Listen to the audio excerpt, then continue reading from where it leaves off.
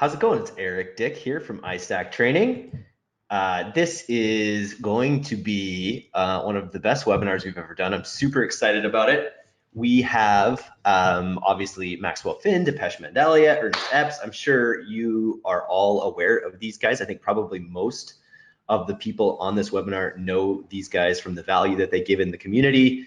And just, I think and from the post that they actually made in order to promote this event. So I'm really excited about this. I think it's sort of perfectly timed in a number of ways because of Q4 being such an incredible force that we're all kind of reckoning with as marketers and entrepreneurs right now. And these guys being just high level experts at managing clients during these crazy times.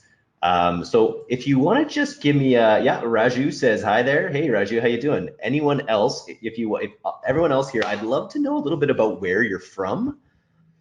I'd love to know who we're dealing with here. We got Max who's just joining us now. So we got a Montreal. Nice. I'm in Victoria, so a fellow Canadian. Anyone else there? Someone else let me know where you're from on this here thing. We've got Ernest who's just joining us now. This is awesome. Depeche will join us soon. Anyone else venture to say anything? India, Raj, nice. India as well. As you guys know, probably just if you're on our mailing list or you're probably retargeted by us, you probably know we have ECML, e-commerce mastery live coming up on December 7th. And I noticed that we have 3 out of the 4 people who are willing to say something. Oh, Spain are from India. And I would say it's amazing with Indians, I think must love, who doesn't love Thailand, but Indians love Thailand. They're by far the #1 audience group at both Affiliate World Asia and at ECML every year that we have it. So I'm super excited to meet some of you guys. All right, we're from all over. We got Turkey, Syracuse, Bangladesh, nice, Spain. Belisario, were you at ECML Europe? Did you come join us there? Let us know if you did. Nice. Well, we got 2 minutes here before we kind of get going. So nice. I'd love it to hear about where you guys are from. I'd love to hear what you're doing right now. I'd love to get a sense of the audience and like what you're, whether you guys are actively, making sales right now in Q4, whether you're running agencies, sort of what level are you? So maybe tell me if you're a beginner, intermediate, or advanced, if you like, because that'll help the guys kind of tailor their content a little bit. Max, how you doing? I know you just got married. I did just get married. Look, I got a wedding ring and everything. It's kind of crazy. Congrats. That's awesome. Thanks. What is that? That's like it's a unique ring. Yeah, it's a David Yurman, so it's pretty. It's black diamonds. Badass. It's like a cool little cable in the center of it. So I couldn't make my ring cooler than Larissa. She had to have like the best ring, and we custom made that. But my ring's pretty cool. It's up there. Nice. Yeah, that's it's up awesome. There. Is my audio okay. all good? Because I just threw my headphones on. I want to make sure everything's good audio-wise for me. Cool. Audio sounds good. I think the audience can hear us here. Terrence says he's not familiar with Q4. Interesting. Well, to back up a little bit, Q4 is the 4th quarter of the year, a year when a lot of people like to shop and a lot of marketers clamor for people's attention. Yes. We got Spiro, who's advanced in the health niche. That's really cool. Nice. Well, we're just about ready to get going here. We've got a lot of attendees and hopefully a lot more will be joining us soon. We got a lot to cover today. We have some really good information that we're going to be putting out there at probably the perfect time. Dolesh is a beginner in dropshipping. Nahid is a beginner as well. There are many things to learn indeed. So Max, what's going on with the agency and Q4 for you right now? Oh, I lost your sound. Are you talking for me or one of the guys in the? You like what's the story right now with Unicorn? Yeah, so it's an interesting time of year because you have this balance of, you make a lot of money this time of year, but you also spend a lot of money, and so it comes down to the type of product you're selling. So we have some clients that are, and just for everyone's context, like we do higher end consulting. So we got out of like the mass market agency business a while back because it was kind of a nightmare. So we work with like 6 really high profile businesses, and they're about split in terms of who's gonna be running traffic Black Friday, Cyber Monday, who's not. So we have a client, that's does a lot of free plus shipping, a lot of like lead generation, and we kill it all year round. For them, it's like they need to be at a $6-8 CPA, doesn't really make sense Black or Cyber Monday. We also can't do deals. But then we have other clients like Pat Flynn, and we'll talk about all that stuff when we get live, who are doing massive deals because they have, you know, high-end courses and higher ticket products. And so they have a really great strategy of how they're staggering out their courses, how they're pricing it, and all the traffic that we're running for that. We'll dive into the strategies there today. But yeah, it's definitely a challenging time of year. It's a stressful time of year, but it's a very fun time of year. So so yeah, we're going to talk about some exciting stuff today when it comes to what we're running on Facebook on the paid traffic side of things. So we're excited to share that with everyone. Nice. We have a lot of people rapidly filtering in here. I just sent a request to Ernest. I don't know if he's ready yet. I want him just to come on and say a quick hello to his adoring fans. How's it going, Ernest? What's up, everybody? Can you guys hear me? We can. Yeah. Okay, cool. Yeah, it was like a little delay right there, but yeah, man, I'm excited. Glad to hang out with you rock stars today, and you know, super pumped to see all the people that's coming on to get some phenomenal knowledge of how they can crush it for Q4. Good to see you, Ernest. I met Ernest last year in Bangkok. We met at the Grand Society, which is the dinner that we have for the speakers and for the iStack team and a number of the influencers in the space. Max and I partied it up in Barcelona at the last one, and Ernest and I had a great time at the one in Bangkok. The one in Barcelona was the best one we've ever done, so I'm really hoping they can up the game to match how good the was in Barcelona. And Bangkok is a great city for partying, and so I'm sure we'll have a good time there as well. Awesome sauce. Yes, nice. Indeed. Yeah, I can't remember where I was at when you guys did Barcelona. I was either in the Philippines or Bali, one of the two. So I kind of missed you guys having to speak in some other places. Nice. Okay, we got Depeche here as well, but I think he's in as is he in as a staff member? I'm not sure. He'll have to, yeah. Got the wrong credentials. He's got the wrong credentials. We'll have to figure that out. Depeche, message Brienne maybe, and she can help you get on as an organizer. You maybe followed one of the wrong links, or I'm not sure. There's two emails. Yeah, so we got one email as like a, you know, attendee, and then there's one as a admin. So you gotta make sure you click the right one. Depeche just wants to learn, so he's just here as a. What's the dog's name there, Max? That is a Hokie. Want to come up here? Come say hello. Hokie's the little one, and she's my wife's dog. And then we got Buster's, my big one, but he's not allowed in the office because he sheds. So he sits out there by the door and just like looks. That's hilarious. Nice. Tommy says hello. Depeche says face cool, yes. So I assume he'll try to find that other link and jump on with that. But I think we can probably get started here. We're about 3 minutes in. We've got a good number of attendees. We've got more filtering on. So let's go ahead and jump into it here. So you can see my screen, I think. So I don't need to share it. I will present. Okay, cool. So welcome to Facebook and e-commerce Q4 Mastery Live webinar. It is starting now. So we've gathered 3 of the coolest entrepreneurs I know, who are all knee deep in Q4 madness at the moment, and who are all not only like top entrepreneurs, but they are excellent teachers as well. Like people that I really count as excellent like knowledge sharers. People just giving so much value to the community, and we've asked them to do it again with us here today, just like they will be doing in Bangkok coming up. So as you know, I've mentioned this before, but December 7th, we're putting on our 4th live event.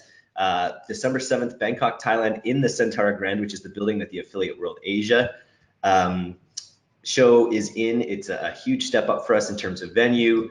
We're expecting it to sell out shortly. All of our events have actually sold out in relatively short notice. So we're really excited for this. Event production has been the highlight of what we're doing at iStack Training. It's entirely what we're focused on now. We produce the world's most valuable live skill training events for Facebook ads and e-commerce. 4 sold out shows. We've had 3 sold out masterminds. We've helped thousands of entrepreneurs through our content, our training, and through the networking opportunities that our events provide.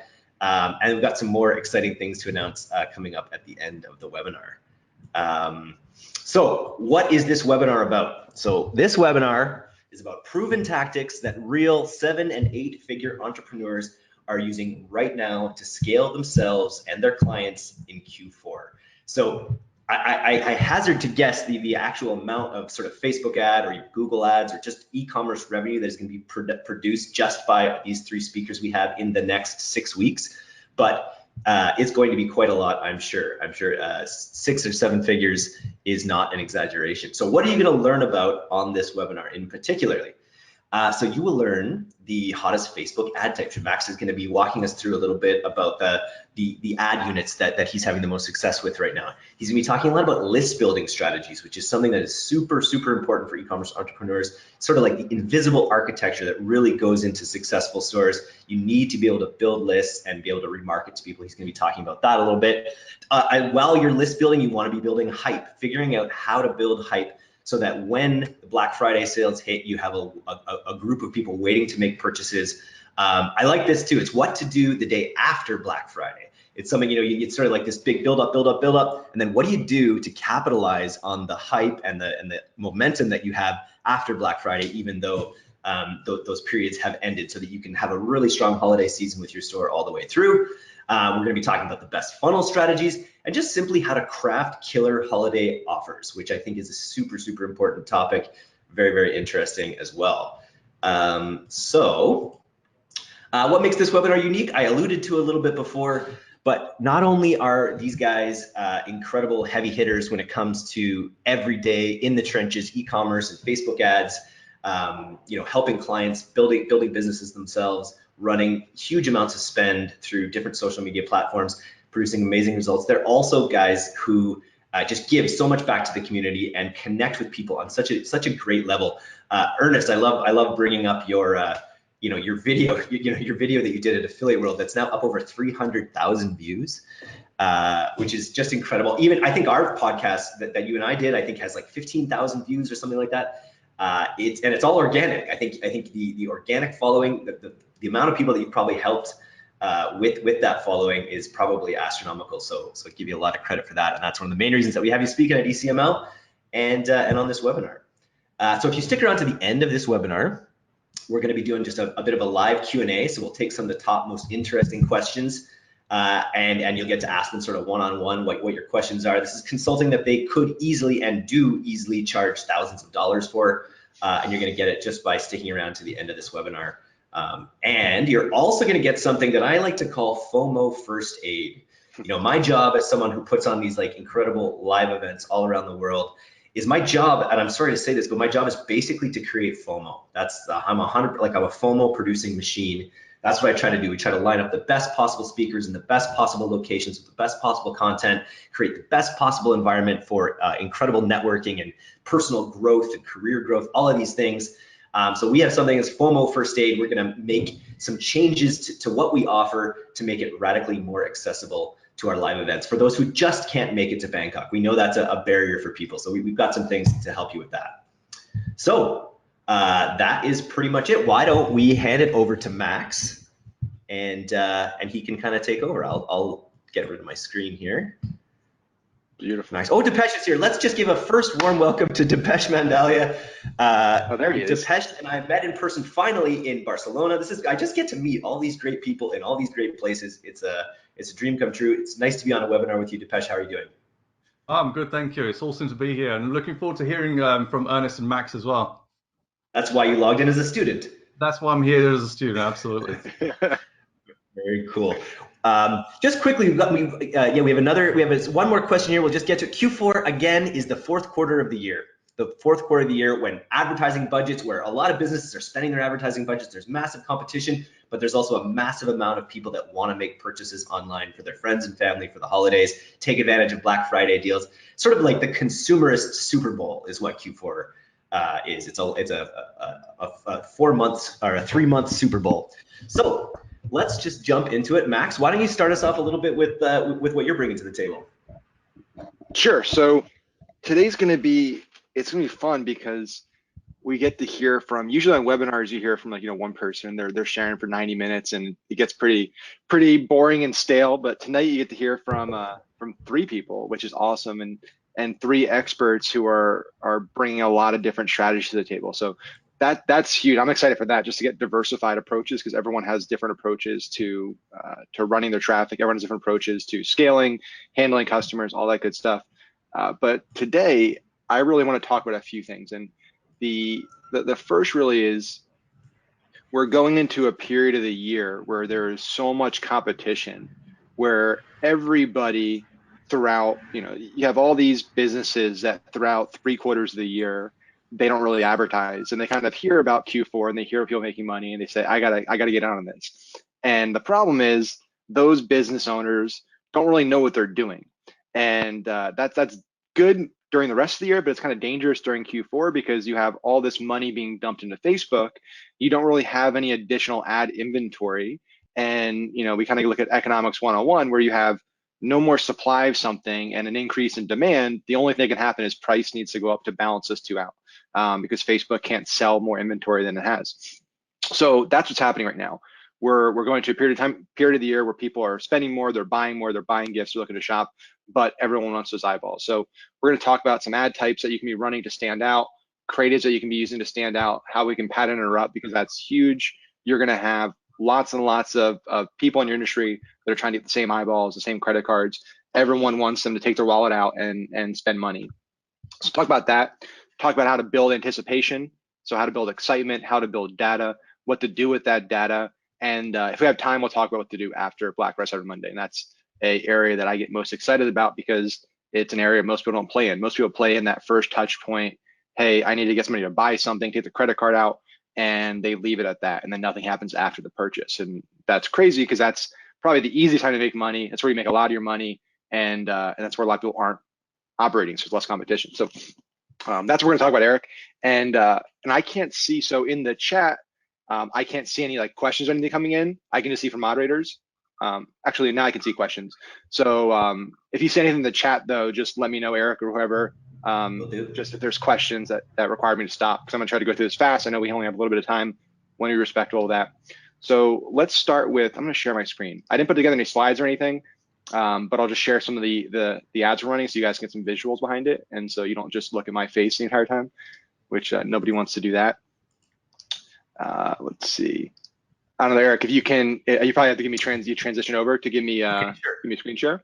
But while we're talking about that, so before I talk in the ads, let's talk about what are you doing today. And we're kind of close into Black Friday, so you don't have too much time. But at least for the next week or so, what are you doing with your ads? And if you're waiting, let's see, screen 2, beautiful. Okay, so if you're waiting right now to start running traffic until Black Friday, don't do that. That is a huge mistake. And it's probably the biggest mistake that people make when they do like Kickstarter campaigns, course launches, Black Friday sales, where they wait until the day something happens when they need the sales and traffic to start running ads. You need to look at the next week and ideally the last month as an investment in data, an investment in audience, an investment in creative. So for that 4-day weekend, you don't need to do testing. You don't need to figure out who the right targeting is. You don't need to build anticipation or excitement. Everything is there, and that's where you drive a lot of your profits. So I can throw a few examples out there. So for like Pat Flynn, we run all the traffic with Pat. Incredible dude, makes my job super easy as an advertiser because he's got a huge brand and just an awesome dude and provides really valuable content. But we're doing some massive deals for his courses on starting Friday, going through Monday. He's doing, huge sales on his podcasting course, affiliate marketing course, his start from scratch entrepreneurship course, really diverse basic courses. So we've spent the last month and a half driving substantial lead generation to a free course. So we created a free mini course called Build Your Brand. It helps entrepreneurs that want to start something, start building a brand, get momentum going. And so we've been spending, $1,500 to $2,500 a day just driving lead gen there for a few reasons. So first reason, we're starting to build a list. And if you can have a list to work with on Black Friday, it's going to make you much more profitable, and it's going to help offset any of the costs you're going to incur to the cold traffic. So we usually generate at least 50% of our total profits for any launch or any big offer from warm audiences. And those warm audiences are usually a fraction of the percent of the total audience for cold traffic. So it's a disproportionate profit pool that we have. So having a list is absolutely huge. investing in a list is huge. You need to look at it as an investment. Too many people look at it as an expense and they don't do it because you're like, hey, I'm spending, $100 a day, $1,000 a day, $5,000 a day. I'm not making anything today. You need to look at what are you going to generate on Black Friday, Cyber Monday, because you have that. And I can tell you, I want to see if actually I can pull up a graphic from one of our slideshows that shows it. But anyway, for one of our last course launches, we spent probably $1,000 on warm audiences, this waiting list, and we brought in about $55,000 in profit. We've spent about $6,000 to build that list and build a warm audience. So our total cost all in investment is $7,000. That's still an incredible return. So we need to reframe the way we look at data, the way we need to look at how we're spending our money on paid traffic. So think about how you can do that for info products. It's a lot easier. You can run, a free course. You can do a free lead magnet and run lead generation ads for that. Ideally website conversion ads optimized for leads. And so that's for info products. If you're running a physical product, this is where it gets a little more challenging. One of the things I like to do is create a kind of Black Friday, Cyber Monday deal, like preview list, like waiting list type thing, where you're going to show the big deals you're going to be doing. You can start kind of a waiting list where you might release those deals 24 hours early or a day or two earlier. You might give some exclusive deals just to those people. Maybe they get a $25 gift card when they buy. There's an incentive. You can also do a giveaway on top of that. So like we started a few of them a month or two ago, and we did a giveaway every week. So if you're on the list early on, you can get a free product, you can get a $100 gift card, different things. So there's an incentive to join that list. And that way now we have a list of people who have confirmed that this is what they're interested in. They want our deals, they've given us their email. We can retarget them directly on Facebook. We can get lookalike data on top of those people. Those are our Black Friday shoppers. They're raising their hand and saying, hey, this is what I'm interested in. So Facebook's going to find 2 million plus more people like them.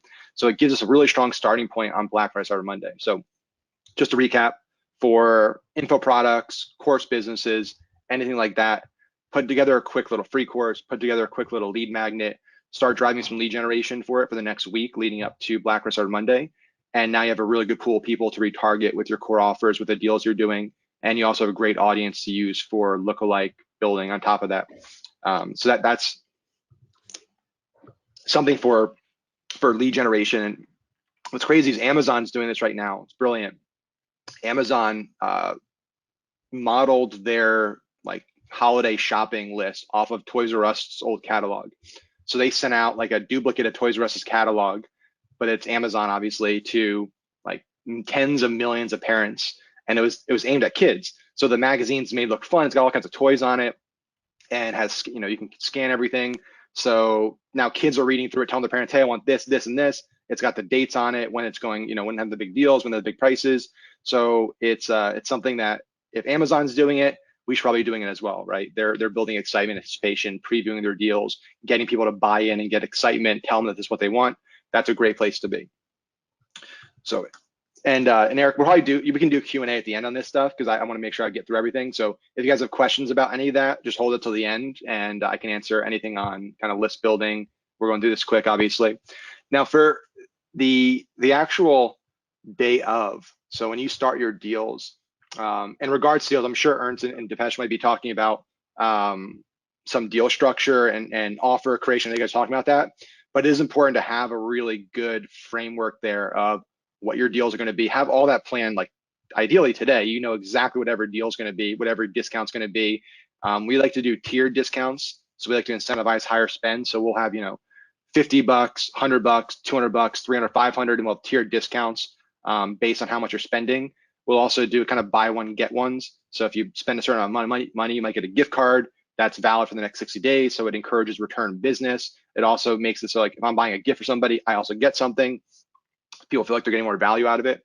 So just quick on the offer side of it. For the ads, because I realize I've had this up here on my screen the entire time, so you guys have looked at it. One of the biggest questions I get for smaller businesses and kind of mom and pops, people starting an e-commerce store is, hey, I don't have a lot of creative.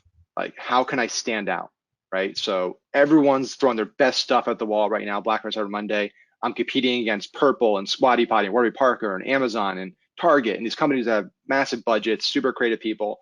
How do I stand out on the newsfeed? I have an image of a shirt. How do I make that shirt stand out, look cool? So we have one of our clients we're doing a ton. They do a ton of gear testing, like free plus shipping, and just they have a massive backend. So we spend lots of money on front end lead generation, and we kind of break even there. But they just started doing free plus shipping T-shirts, and obviously they don't have any photo shoots. They didn't have any model photos yet or anything like that. So they just gave us some T-shirt graphics. So we were able to take a boring T-shirt and ran it through an app that I'll show you guys in just a second, and we turned it into a interactive GIF. So now instead of scrolling through your feed and seeing a boring T-shirt, you see a T-shirt with firework animations on top of it, with an American flag in the background, with an animated share button on top of it in a 1x1 dimension. Like this stands out in the feed. And this ad, it's reached 1 million people. It has 100,000 plus engagements on it. So it's gotten a massive amount of virality, and that's part because of the animation. It's also part because of what's on the shirt itself, right? The shirt's kind of controversial, so that gets a lot of people going. But we use an app called InShot. If anyone wants to write that down, it's called InShot. It's a free iPhone, Android app. You can literally just grab any image, you pull it in there. They have all these cool filters you can add on top, fireworks, fire, ribbons, all kinds of stuff. Then they have all these animated emojis you can throw on top of it. You can add text, you can split it, you can clip it, you can do all kinds of stuff. And it's an awesome tool. I recommend everybody use this. If you run any Facebook traffic and you're looking to enhance your creative, like you should be using tools like InShot, tools like Majesto. There's so many free tools out there that just give you that little extra edge. So so when you go to run your ads and your competition, you're in the T-shirt space and you're running a T-shirt for firemen or something like that, and everyone else is running just a boring T-shirt on a white background, you have a T-shirt with a cool American flag with a fire filter on the bottom, it pumping fire at the bottom. That's going to stand out. That's going to pattern her up. That's going to grab that eyeball. And the name of the game next weekend is going to be attention and interrupting on that feed. So highly recommend checking out InShot. There's also a tool, pull this up real quick. So Placeit's another great tool to check out for your ads. It allows you, especially if you're in the apparel or the print on demand market, which I'm sure a lot of people here are in that market. It allows you to basically throw your shirt, your tote bag, your mug, whatever the graphic is, directly on a professional model, and it instantly adds the color, instantly adds the shirt design. You can export it. Now you can throw it directly into your Facebook ad, Instagram ad. You can use it on your Shopify page, which I'd recommend. I'm not going to talk about the offer stuff, but having model photos on your product pages, consistent photos, gives you a huge conversion rate boost. You can come in here and make Instagram stories. You can make Instagram videos. They have all kinds of great stuff in here for pumping out quick creative without needing a huge budget or a creative team. So you can come in here and you can use any of their templates to put together stories for both Facebook and Instagram now that they're both open. So on the creative side, definitely check that out. Placeit, Placeit.net. It's weird that they're a .net. I didn't know anybody was actually a .net anymore. And then the final thing on the creative, leverage all the space you're getting. So Facebook gives you X amount of real estate per ad, per post. You should be using all the real estate they're giving you. So if you have the ability, if you're running on mobile, this is on desktop right now, but we only run this on mobile right now. If you're running mobile, use a 4x5 video dimension. Maximize the full real estate they're giving you. Don't just use a 16:9. Don't use a 1x1. Use 4x5. You want to grab as much of that screen as possible. It gives you the ability to include more in your visual. You can include your text overlays without going over that 20% rule. It's just a must-have. All the videos we're running, even just like straight shots like this of Pat, we make sure to include some type of emoji, some type of graphic, some type of text that's going to at least give you a quick hit of like what this is about. So this is obviously a free brand building course. So just instantly, as soon as they see it, grabs their attention. They know what it is. In case they don't see the headline, it stands out right there. That's what their eyes are drawn to on the video. Okay, so that's the video. Now, in terms of, and Eric, where are we? If you just want to give me a quick time check, because I want to make sure I don't go over for anybody else's time as well. So trying to get through as much stuff as possible. We're not super quick. We're not super tight on time. So just I think another 5-10 minutes of gold would be just okay. Awesome. And again, anybody that has questions, we'll make sure we get those all answered, because I'm sure there are plenty right now. So here's the other big thing for Black Friday Cyber Monday, the data, right? Data is everything for the next week or two. If and that's why in the beginning of this little session I talked about the need to drive leads, the need to drive traffic, the need to drive video views, even if you don't have a tangible ROI associated with it, even if you're not selling something, getting that data has a tangible value associated with it. It has a dollar value. At least the way we look at it, there's dollars associated with that data, because we know that, hey, for every 2,000 leads we get for Pat, we're converting 200 of them when we do this sale. Like, we have that data, and again, if you don't have that data, that's fine, but you still need to have the assumption that having data going to Black Friday Cyber Monday is better than not having data, and you will make more money even if you're investing a few grand or even a few $100s depending on your budget this week and last week, and whenever we started. I guarantee you will be more profitable on Black Friday Cyber Monday having made that investment than if you wait to start spending money on Friday. That's a guarantee. And if you don't, you can reach out to me and I can look at what went wrong or what you messed up, because that's there's no way you don't make money as long as you're driving traffic to something that's directly tied into the offer you're going to be making that weekend. So why does that make us money? Well, the first is it gives us a direct pool to retarget. So if we're smart and we're hitting people with a Black Friday cheat sheet preview VIP list, or we're hitting people with a free mini course or a lead magnet that is directly tied into the core offer we're going to be making. So we know for Pat, for example, that hey, this is a course for building a brand. So we know anybody that's going to start this course, we've had 16,000 people come into the course for free, that they're probably entrepreneurs. They want to start a brand. They're looking to grow something. We know all those things because they started the course. So now when we do our launch, our discounts for our podcasting course and our affiliate marketing course and our Smart from Scratch course, we can retarget that pool directly and make it very personalized. Hey guys, we know you just you started your brand a few weeks ago. It's great to further amplify your brand and get started, a podcast. And you're in luck because Pat's doing a huge deal on his podcasting course. It's helped 20,000 entrepreneurs start a podcast. Pat has 42 million downloads, et cetera, et cetera, et cetera. It's tied directly into that. It's a natural ascension for a prospect. So you create this ascension ladder from free offer, lead generation, express interest to that initial purchase point, and it ties directly into what that path is, and it's going to help them be more successful. So that's the first reason why we want to do it. The second reason is we want to be able to start mining that data. You want to know before Black Friday Cyber Monday what placements, what platforms, what regions, what ages, what genders, all of that, what is performing best. Where are you getting the best cost per lead? Where are you getting the best cost per click? Where are you getting the highest relevance scores? What type of creative is performing best? All of that should be known before you start running traffic for your holiday deals. So by running traffic for the last month and a half or so, or even if you just do it now for the next week, you're going to start getting that data, and you're going to have a really strong reference point for your ad sets on Friday when you're loading things up Thursday night. I wouldn't wait till Thursday night. I would load things up early in the week and just have it ready to run, start it running on a schedule for Friday at 4 a.m. You're not gonna waste money on unprofitable segments. You can trim the fat. And Black Friday Cyber Monday is all about profit maximization. And that means you want to trim as much fat as possible and focus on your most profitable segments.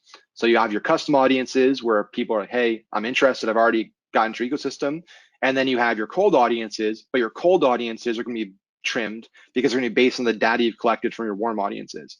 And you can build lookalikes, you go 1%, 5%, 10%. We're seeing right now 5% and 10% lookalikes are outperforming our 1% and 2% lookalikes significantly. Especially this time of year, giving Facebook a bigger pool, a bigger group to look at, especially if you have even somewhat decent data on your pixel, is going to perform a lot better. It gives Facebook more room. It gives their algorithm more room to work with and find the right segments and scale from there, because scale is important. You don't want to run a 10,000 person audience on Black Friday or Monday and kill it Friday, but have nowhere to go because you max out the audience. So those are two things. The final thing on data, don't be afraid to narrow your timeframes. So 99.9% of advertisers on Facebook, they max out their time windows for custom audiences and they build lookalikes on those. So everything's 180 days, unless it's an engagement audience, which is 365. But your visitors, your buyers, add to carts, leads, everybody's doing that 180 days for lookalikes. And that's fine if you don't have a lot of data. But if you're generating, a few thousand clicks, a few thousand leads, a few thousand add to carts a month, you should not be doing 180 days for all your lookalikes. You should be looking at 30-day, 60-day, 90-day. A lot of our best audiences right now, especially for some of our higher volume accounts, we're spending, 10, 20,000 a day, are actually our 30-day audiences. So we have, trying to find down here any of our 30-day lookalikes. So we started breaking it down by 30 days and building lookalikes on top of those. Now, the reason we do that, the reason we're seeing success with it is the data is fresher, it's more relevant, and it's more likely that the source is going to be kind of on par with our target avatar. Because think about it, like we're humans, our interests change over time. What we like changes over time. So the further we get out from when we made that decision, the more likely it is that we've changed. So if I say, I bought this Last Stand T-shirt, which is all about, kneeling. It's, kneeling for the national anthem and standing for the national anthem, kneeling for the cross. I got that wrong. But let's say, 150 days in, I'm like, I can't stand Trump anymore. I'm off Team Trump, and I'm on, on the other side, and I would never buy that shirt now. Well, now I'm still in that pool, and you're not building lookalike data on people like that. If you do off of 30 days or even 14 days, depending on your volume, it's less likely that's going to happen. So it just is a higher quality source audience. And the reality is you only need about 1,000 to 4,000 people in a custom audience to build an ideal lookalike. If you have over 4,000, the incremental benefit to the lookalike, there really isn't any. Under 1,000, you want to have more. So if any of your custom audiences right now are over 4,000, you should think about segmenting them by time, think about segmenting them by value. Are they repeat purchasers? Have they bought more than $100 of stuff? Whatever it might be.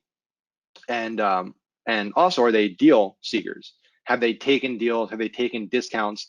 This is probably the only time of year where you want to actually include those people in custom audiences, or potentially build custom audiences and lookalikes on top of those buyers. So who are your big Black Friday spenders last year? So again, get as personalized as you can, segment out your data as much as possible. You should be running, retargeting to all your event steps, various timeframes, and building lookalikes on all of those to maximize your chances that you're going to find that really profitable audience that you can scale from Friday to Monday. So that's it on data. And then I guess just one last thing, Eric, and then I'll wrap up and be quiet for the rest of the training here. I'll be spending a lot more time talking about this at ECML as well. So if you want to learn all this stuff and learn more than like 10-second bites of everything, come hang out in Bangkok. But you need to think about everything. We talked about this with the data as an investment. The same thing's true with Black Friday Cyber Monday. Just because they gave you a ton of money on Monday and Friday doesn't mean that you should take them for granted and just not communicate with them, right? We do a lot of personalized communication after that purchase. You should be running a thank you video ad. You should be doing personalized videos. You should be running, kind of follow up, inviting them to a VIP club. There should be a flow after that purchase designed to recognize that buyer, to make them feel valued, like they're part of something, to make them feel like they have a communication channel. If they have questions, concerns, they want to talk about anything, ideas for products, open that up. They'll feel like they're valued, and if they feel like they're valued, they're more likely to come back. So don't just try to resell them stuff. Actually focus on building a genuine relationship. Focus on getting other things from them: goodwill, word of mouth, UGC, so user-generated content, reviews. All of that has a dollar value associated with it. And too many advertisers treat Black Friday Cyber Monday as like just cash cow. I'm just going to grab cash from my customers and that's it. Thank you. But no, this is a great opportunity to foster a relationship with a lot of customers and make them repeat business, repeat customers, generate repeat business, and increase that lifetime value over the next year. That's a super good tip. I love that, because you kind of you burn a list out. You'll email them a bunch. You'll be hitting them with ads. It'll be this fever pace, and then a lot of people, might be tempted just to hammer a few more offers in there. But reinvest in the relationship at that point when you have their attention already. Yep, and this is that's just my one last thing. On my screen, you guys can see this right now. Can everyone see that? The monthly satisfaction score on my my screen right there. I think I'm still sharing. So this is why responding and building customer relationships is more important than ever with Facebook. So Facebook, starting probably 2 quarters ago, started slowly rolling out a kind of customer feedback loop. So when people click your ad and buy your product, Facebook follows up with them and they ask them questions. How was the product quality? Did you get the product when you were supposed to get it? What was the customer service like? And if you get a lot of bad feedback, this score goes real low. So your target, I think they said it at like 2. If your score is like 1 or 0, your ads get impacted. Your account gets banned. Your ads get rejected. You pay a lot more.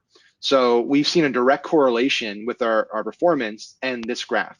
So we're at, a 3.7 for one of these accounts, which is, way higher than the target. And we're paying much lower CPMs and CPAs at this point here than we were back here. So keep in mind with your, doing dropshipping print on demand, that customer satisfaction has a direct tangible impact on your ads. And everyone can check this out if you want to see for your page. If you just go to this link, facebook.com /ads / customer_feedback, it'll show you what the score is for all of your brands that you're running. So go check that out, see what your score is, and if it's bad, you need to start addressing your customer service and your product quality, or your account has a huge risk of getting shut down after you spend a lot of money and lose a lot of money. So they'll take your money and they'll shut your account down. That's what's going to happen. Nice. Thank you, Max. Lots of value there. We continue to roll on. We're continuing to gather steam in terms of attendees, so this is awesome. We're going to take it back to the beginning a little bit more, and Max touched on this in his talk, but we're going to take it back now with Ernest, and we're going to talk about how to craft the perfect holiday offer. Ernest can give, I think a lot of people on this webinar are probably familiar with him, but he can give a little, Max gave a little bit of an intro to who he is. Ernest, if you can give a little intro into what you're doing these days, what your main focus is, and then head into exactly how to build the perfect holiday offer. And I will, if you're going to do screen sharing, I can give you the presentation. Otherwise, yeah, I got a presentation for you guys today. So hot damn. Yeah, got a little something for you guys. So real quick, just a little intro about me for you guys who have no idea who I am, but I got started actively in ecom about 3 years ago, and I decided to actually take it serious rather than what most people on this session maybe in the phase of doing, hopefully not. But when I first got started back in 2009, I kind of poked at it a little bit, right? Really didn't take it serious, so obviously I didn't get paid seriously, right? So decided to take it serious 2015 and just gave myself a 30-day promise to just be fully committed to the process. So Max just dropped some phenomenal content about data collection, leveraging that data and things of that nature. Like, don't take that stuff lightly. I know some of it might just be like completely foreign. You're just like, what in the world is he talking about? I'm telling you, just absorb it, go back to it, and then execute it on the best of your ability, because there's only 2 things I can promise you when you get started in this game. Number 1 is if you don't take any action, you won't get any results. And number 2 is that if you stay persistent and consistent in the process, we know that there's absolutely no doubt about you being able to achieve success, because we're really not doing a whole lot of stuff that's special.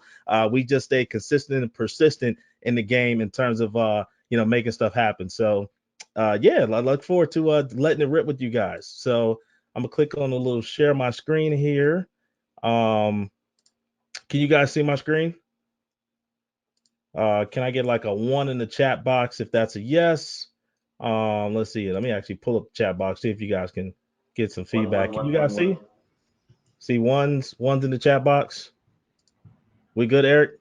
Yep, all good. We got some new people commenting too, so that's good. Sweet, cool, awesome sauce. So yeah, creating holiday offers that convert. So here's the scoop, guys. Max, he shared some really fancy stuff regarding data collection and doing ads.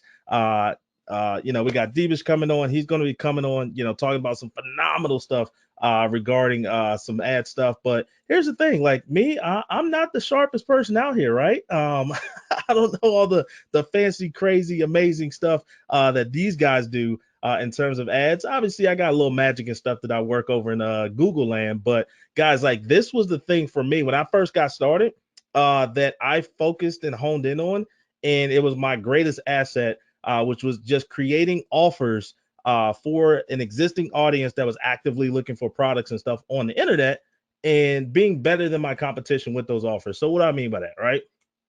So essentially, like I had this thought process when I first got started in the ecom. I was just like, and honestly, I kind of learned this just kind of studying my mom growing up shopping, right? She would get the like coupon catalog in the mail for Target. She'd get the coupon catalog in the mail for Kmart.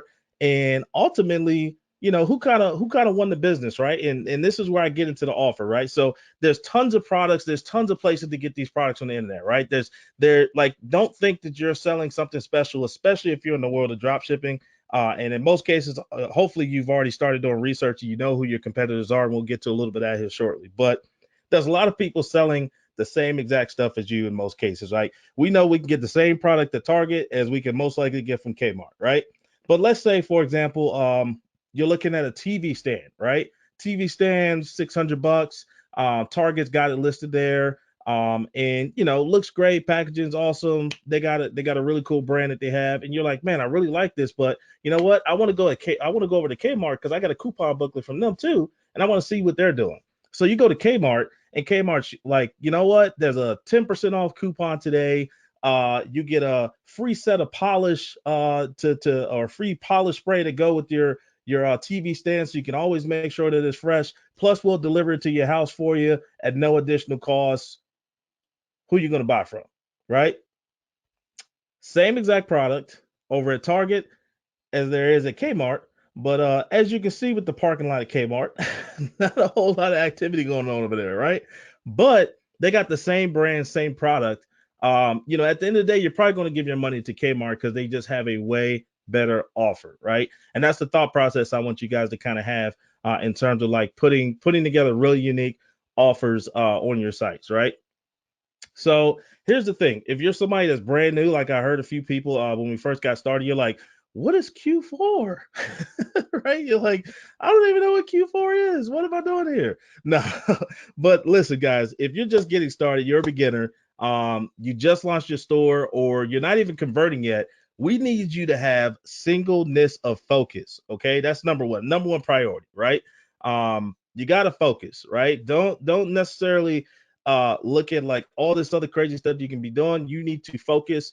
And the first thing that you need to focus on doing with creating your offers for your site is model your competitors, right? I love this quote by Tony Robbins where he says, success leaves clues. I mean, if you can just do what your competitors are already doing, like really, like they're already giving you the blueprint to what you can do in terms of what you offer to the marketplace when you launch your site, that most likely, even if you aren't the most creative person, like you're like, man, I don't know anything about e-commerce. If you could just model what they're doing, most likely you're probably going to be able to see a little bit of success. Like you probably won't like go out and crush it, but you can probably get a few $1,000s in sales coming in, right?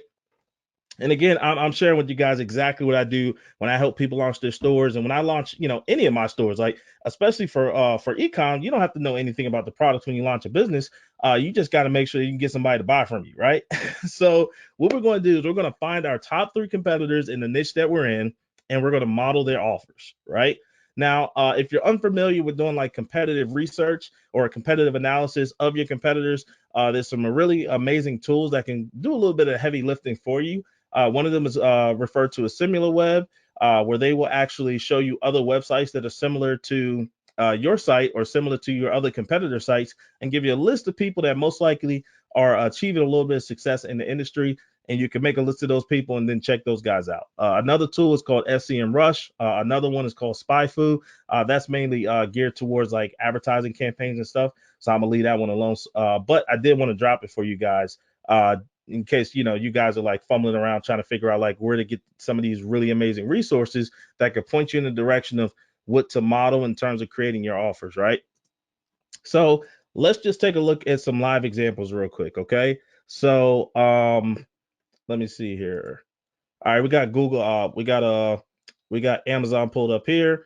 All right, so let's say, for example, you guys, hopefully you got a chance to see the Affiliate World video that I did last year. If you didn't get a chance to check that out, make sure you do. Awesome sauce in there. But one of the examples I gave live was if you wanted to sell and dropship high ticket ecom products, and the one that I referenced in the presentation was electric fireplaces, right? So you're like, Ernest, like, what do you mean when you say create offers?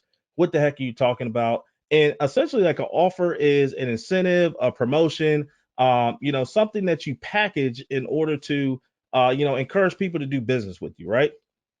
So if we look at this website here, electricfireplacesdirect.com, you can see again clearly they sell electric fireplaces, right? But what do you guys notice, like, very quickly, like straight off the bat, right? As soon as we come here, bam, right in the header, Black November clearance. I actually like that. I might have to model that myself. So Black November clearance, like our lowest prices ever. I mean, if I'm looking to get an electric fireplace, that's at least like, creating some curiosity, like, wow, like lowest prices ever, Black November. I thought it was only Black Friday. It's Black November on electricfireplacedirect.com. So that's their first, offer that they have, right? Some really amazing pricing dealing with the products on their website. Next, we can see here free ship, like not just free shipping, fast free shipping, right? Now, fast could be relative, right? Depending on, how quickly you consider fast to be, but they position, having the ability to get free shipping on their site. So we got one offer here, another offer here. If we keep scrolling down a little bit, again, they reiterate their Black November clearance in this banner. They even have an opt-in at the foot of the site to, do lead gen like Max was referring to earlier. That's going to give you exclusive offers, right? So we didn't already seen 1, 2, 3, 4 offers, within the first essentially like 30 seconds. Obviously, I'm having some conversation with you guys, but we're already seeing like multiple offers straight off the rip as soon as we get to the site. So like, again, if I was selling electric fireplaces, I would just model exactly what these guys are doing. Now, again, model doesn't really mean like I'm just going to take and like steal all their content, take exactly what they have in their emails. I'm going to use their copy, none of that, but I'm going to use it as inspiration. So they're having the savings up to 60% off. Maybe I might use 40% off, right? Free shipping is a given. So, that's not too, that's not too fancy or nothing like that. But again, I want you guys to kind of get the idea of like, hey, what should I be doing for my offers? We can see we got 3 to 4 offers already here that you can potentially model, even if you're not selling electric fireplaces. Like the way they've structured this, laid it out, incentivized it, it sounds pretty neat from what we see here so far. So let's say, for example, maybe you're selling baby products, right? There's a website, buybybaby.com. I know they have some physical retail stores and stuff too, but essentially, like, again, if I'm in the baby niche, and I reference this because I know there's some people that's, selling lower price products. The baby niche is obviously an evergreen niche because everybody's always going to be having babies, right? But as soon as we get to the site here, we can see they immediately hit us with, and I didn't exit out this because this is a pop-up, but they immediately hit us with, hey, join our email list, get 20% off, and it's available for the next 48 hours. So the cool thing I like about this is because they're not even hitting us with a Black Friday, Cyber Monday promotion yet. This is just to incentivize people to just go ahead and give them their email so they can then put them in their email sequence, and they get a savings by that. And then I also like the fact that they got the urgency and scarcity, like, hey, this is only going to be valid for 48 hours, right? And let's see what else they got here. So we're on the site. If we scroll down, let's see here. Any other offers that they have? So they got the pop-up when we first get on the site. And these sites I just recently just pulled up for you guys for demonstration purposes today. So it looks like they only have that one main offer once you get here. And they're not doing a whole lot outside of that. So, totally fine. But hopefully you guys are kind of getting the idea of like, hey, what should I be doing for Black Friday, Cyber Monday? Because the whole goal of creating an amazing offer for your site is to, again, separate yourself from everybody else that's in the marketplace. Now, again, if you're brand new and beginner mindset, and I got to preface that, is that, you don't need to be focusing on doing fancy stuff. You just need to be focusing on dialing in what's currently already working in the marketplace. And then as you just start to scale things out, then you can add a little bit more creativity on that. All right. So let's talk about what's some really dope things you can do to dominate the holiday season. Okay. And I had 3. I actually threw an extra one in there. I was going to actually keep it off, but I was like, what the heck? Let me just throw it on here because Eric is amazing and we want to help you guys out, right? So instead of 3, we now got 4. You can create custom bundles for products that your customers are going to be buying in their journey of owning that core line product. And I'm gonna explain what I mean when I say that. You can also do contests. So Max talked about that earlier in terms of doing different incentives and stuff like that for people opting into their email list. And then also you have value ascension. And this, for me personally, this is what I'm mainly focusing on for my Black Friday, Cyber Monday promotions, which again, Max referenced to as well, in terms of hey, you spend this, you get this. You spend this, you get that. So you spend $100. If you're selling baby products, you spend $100 and we'll give you a free baby mat, right? You spend $200, we'll give you the baby jungle gym. You spend, $1,000 and we give you a free set of a Pampers package or something like that, right? Again, I'm just kind of throwing some different ideas out there. None of those, might necessarily make sense, but I want you guys to understand the thought process. And by having an ascension in terms of what you're giving with the offers that you have, it's going to indirectly increase your AOV. And if you're new to what that term is, your average order value. So that's one of the things, and that's why I'm specifically focusing on that, because obviously I'd love to be able to create some higher price orders with the ability to be able to incentivize people by spending more money. And then lastly, which is also one of my favorites, and this is something that I do all year round, is I leverage the power of gift giving. Essentially, hey, if you buy your electric fireplace, I'll throw in the mantle for free, or I'll throw in the humidifier for free for your room, something of that nature. So let's talk about how we can actually implement some of those things that I just recently mentioned, right? And I use Amazon because the one thing a lot of people always ask me when I say, create offers or incentivize your customers with, other products that that they're going to buy in their customer journey. Most people well, Ernest, I'm selling products I don't know about. How do I know what else people want to buy? So we have other amazing sources that we can go to, like Amazon, Walmart, and other big time competitors that are in your niche that also they have all this data on what other people buy in the process of owning that core line product. So what do I mean by that? So I went to Amazon, just typed in electric fireplace. And if we scroll down, obviously there's a lot of cool stuff going on, like Max mentioned earlier too. They got free home gift guides that they're giving out. But more importantly, in terms of hey, what can I give away as a free incentive for someone to purchase something for me, right? So with this product example, there's a really cool section on Amazon that hopefully you guys are probably familiar with. You're probably most familiar with it from a consumer perspective, but look at this from a business owner perspective, right? So frequently bought together. So Amazon is saying, hey, people that buy this also buy that. What do we know? We know Amazon has a lot of data, so they're going to have very relevant information that they have in this core line section. So what does that mean? So that means that, hey, if I sell this $1,200 fireplace, maybe instead of adding it as an upsell, I add it as a free incentive, give a wall mount bracket. If you got a direct agreement with the supplier, it's being sold retail price $80, you're probably getting it for 20, right? You probably have a net profit of roughly $300 to $400 for this. So what's $20, right? When you're giving someone something that they we already know the market wants to buy this product with the main product. So why not, again, if it's not that expensive, why not throw that in there as an added incentive? Now you're the only person in the marketplace giving away free brackets with your, 60-inch fireplaces, right? And then as we continue to scroll down, we can see some other cool sections that Amazon has too as well. That was a frequently bought with. I want to see on this product. Sometimes they have the also bought with. I don't think they have it on this section. But we can see some other really cool sections in terms of sponsored products. So these are people running ads that are relevant to the core line product. So you can make recommendations based off of that for other people. Let's see here. Customers who also shop for. So this is another really unique section in terms of, figuring out what other things to offer, with your customers when they come to your site. It recommends other products that people also shop for in the process of potentially purchasing that main product.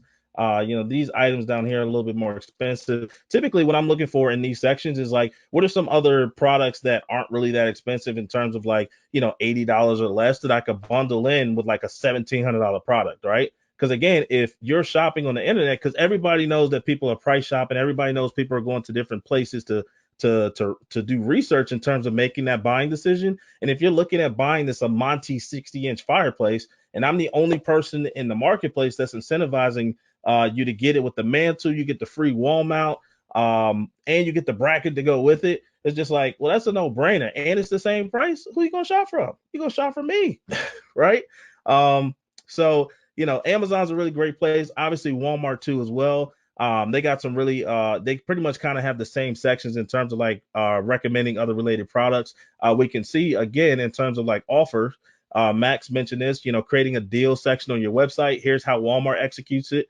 They put it right underneath the add to cart button here. Let's see here. Customers who also consider that main core product. Here's some other recommended products. And so hopefully you guys are getting the idea of like, hey, how do I come up with offers? How I come up with free incentives? These are other sponsor related products. So, hey, maybe you offer, humidifiers for people that actually purchase the electric fireplace, right? So essentially, like, those are the different things that I do in terms of like, again, I don't have to be overly creative. I just have to know the right resources to go to get the information to now put together the different offers that I incentivize my customers with. So, getting to people that's more intermediate, advanced e-com store owners, people that's doing 10K to 50K a month, or people that's doing 50 to 50K or more a month, and Max briefly talked about this earlier, is just, stop focusing on the front end, guys. The front end is not where you're going to be able to thrive at. In most cases in the e-com game, like, you're going to be able to survive, but you're not going to be able to thrive. You got to start implementing sequences that happen on the back end of the business with post-purchase upsells. There's two apps that I recommend. One is called OCU, One Click Upsell. The other one's called Cart Hook, where again, you have those front end incentives that you give to your customers, but guess what? You can offer those same exact things on the back end, maybe for people to also purchase. I know with a couple of the free incentives that I get for my customers to do business with me on the front end, the products are so good. Like, let's say, for example, like the wall mount, right? The wall mount's so good that they actually sometimes end up coming back and purchasing it. So it's just like, maybe I start offering that to the people that are already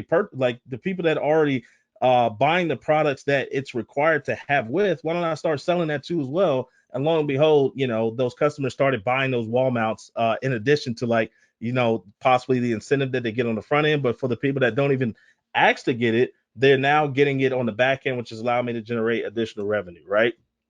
So these are a couple power phrases that I recommend that you guys use in your marketing. Again, this is more so for people that are new, but like free free whatever, like, so free wall mount when you purchase the electric fireplace, right?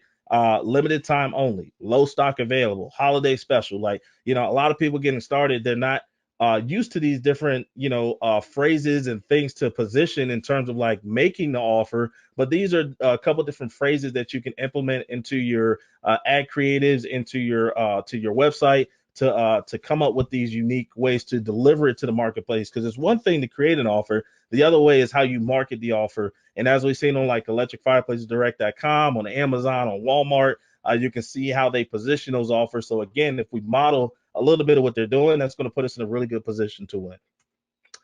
So how do you implement these, right? So there's a couple bunch of ways that you can do so. You can promote it in the header of the site. You can embed an image underneath the add to cart button. Obviously, you've seen Walmart do that. You can add it as a variant option for people when they go to check that product out or check out for that product. You can promote it as an option inside the description, so you can create a unique image, embed it in the description, or you can just have the text, make it a hyperlink, and say, hey, you get this product when you take this action. You can make it an opt-in on the website. You can add into your email campaigns. So tons and tons and tons of ways for you to be able to execute and implement those offers to, again, separate yourself from the competition. So essentially, first, you want to model what's already working.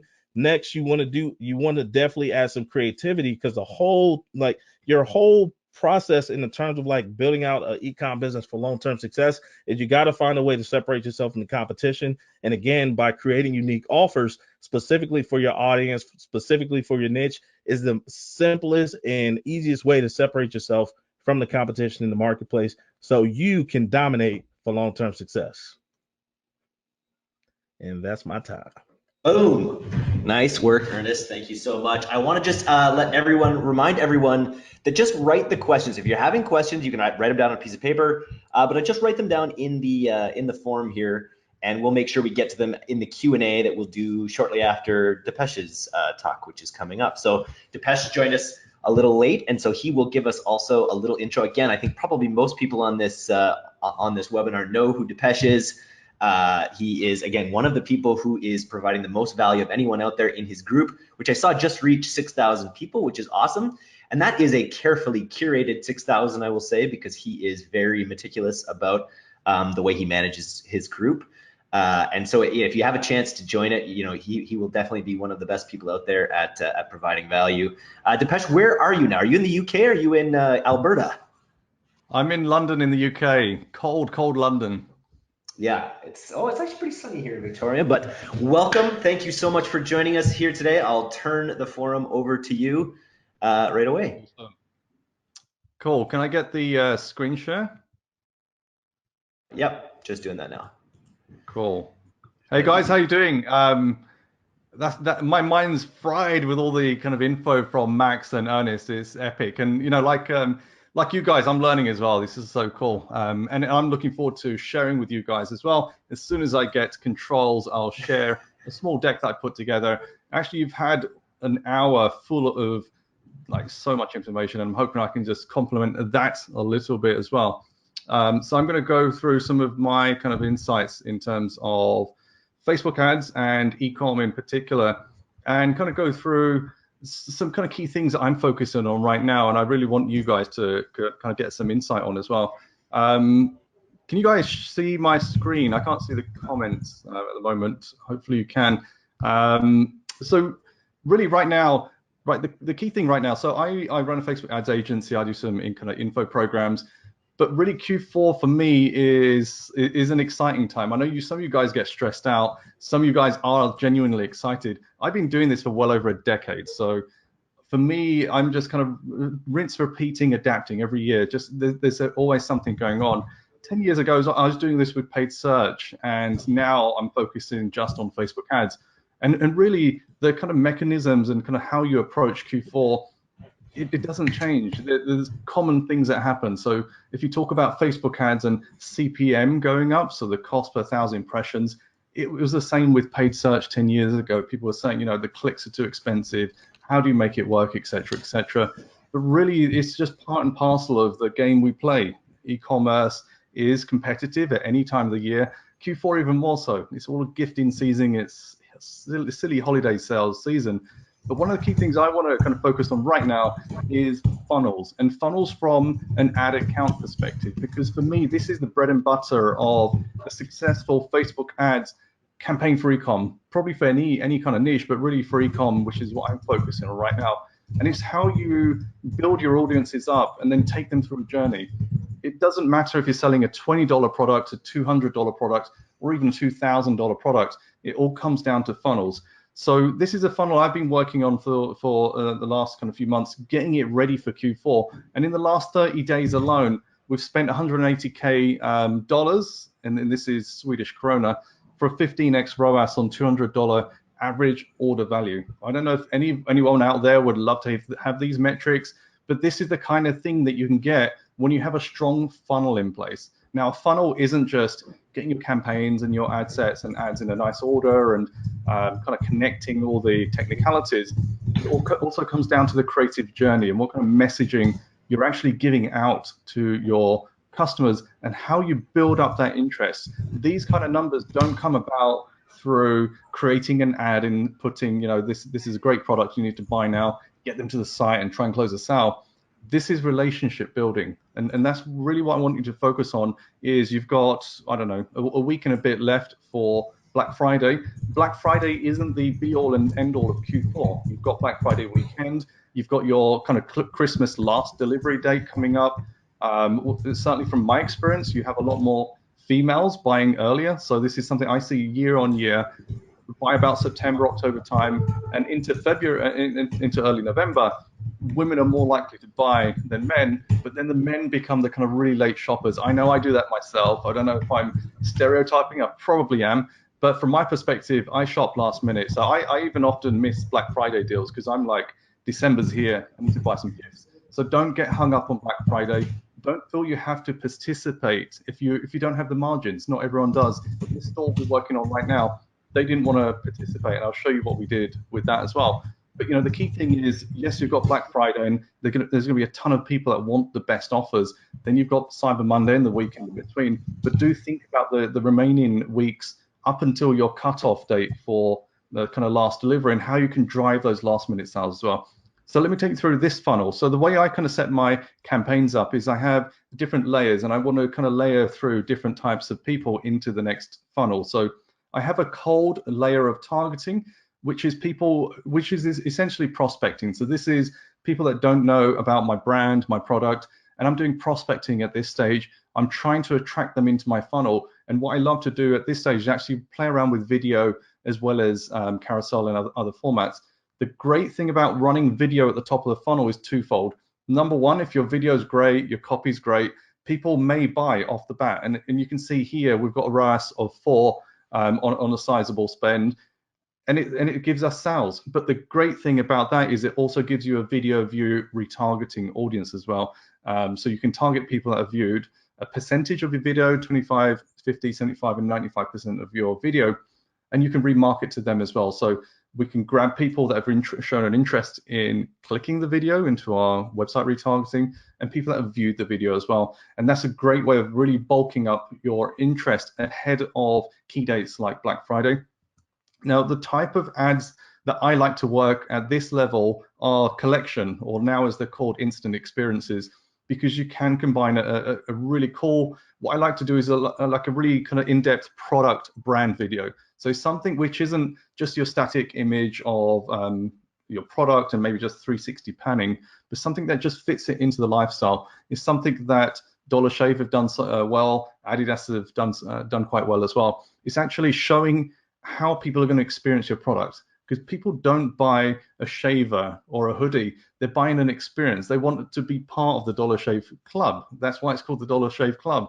If they wanted a razor, they could go into their local supermarket and pick up a razor. It's the same with Adidas hoodies as well. They're selling an experience, and that's something that works so well with these kind of ads, is you can sell that experience in the video and then use your use the products below to actually sell the individual products in your kind of carousel view below that as well. So you can bring items from your catalog directly into your ad. So that's just an example at the top of the funnel.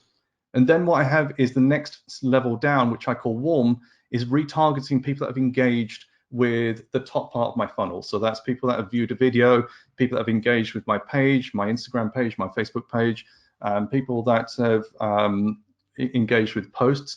And I'm bringing all of these people together because they haven't clicked. They've shown an interest, but they haven't clicked. And you can see here, we've spent 200,000 krona, which I think is about, I don't know, $20,000 or something like that. And we've generated almost a 12 ROAS here. So we've stepped up from our cold audience targeting. We've generated a 4 ROAS, which is good in its own right. But you can see that we're starting to increase our ROAS the further down we're going through our funnel, because they've been invested in our product and in our brand.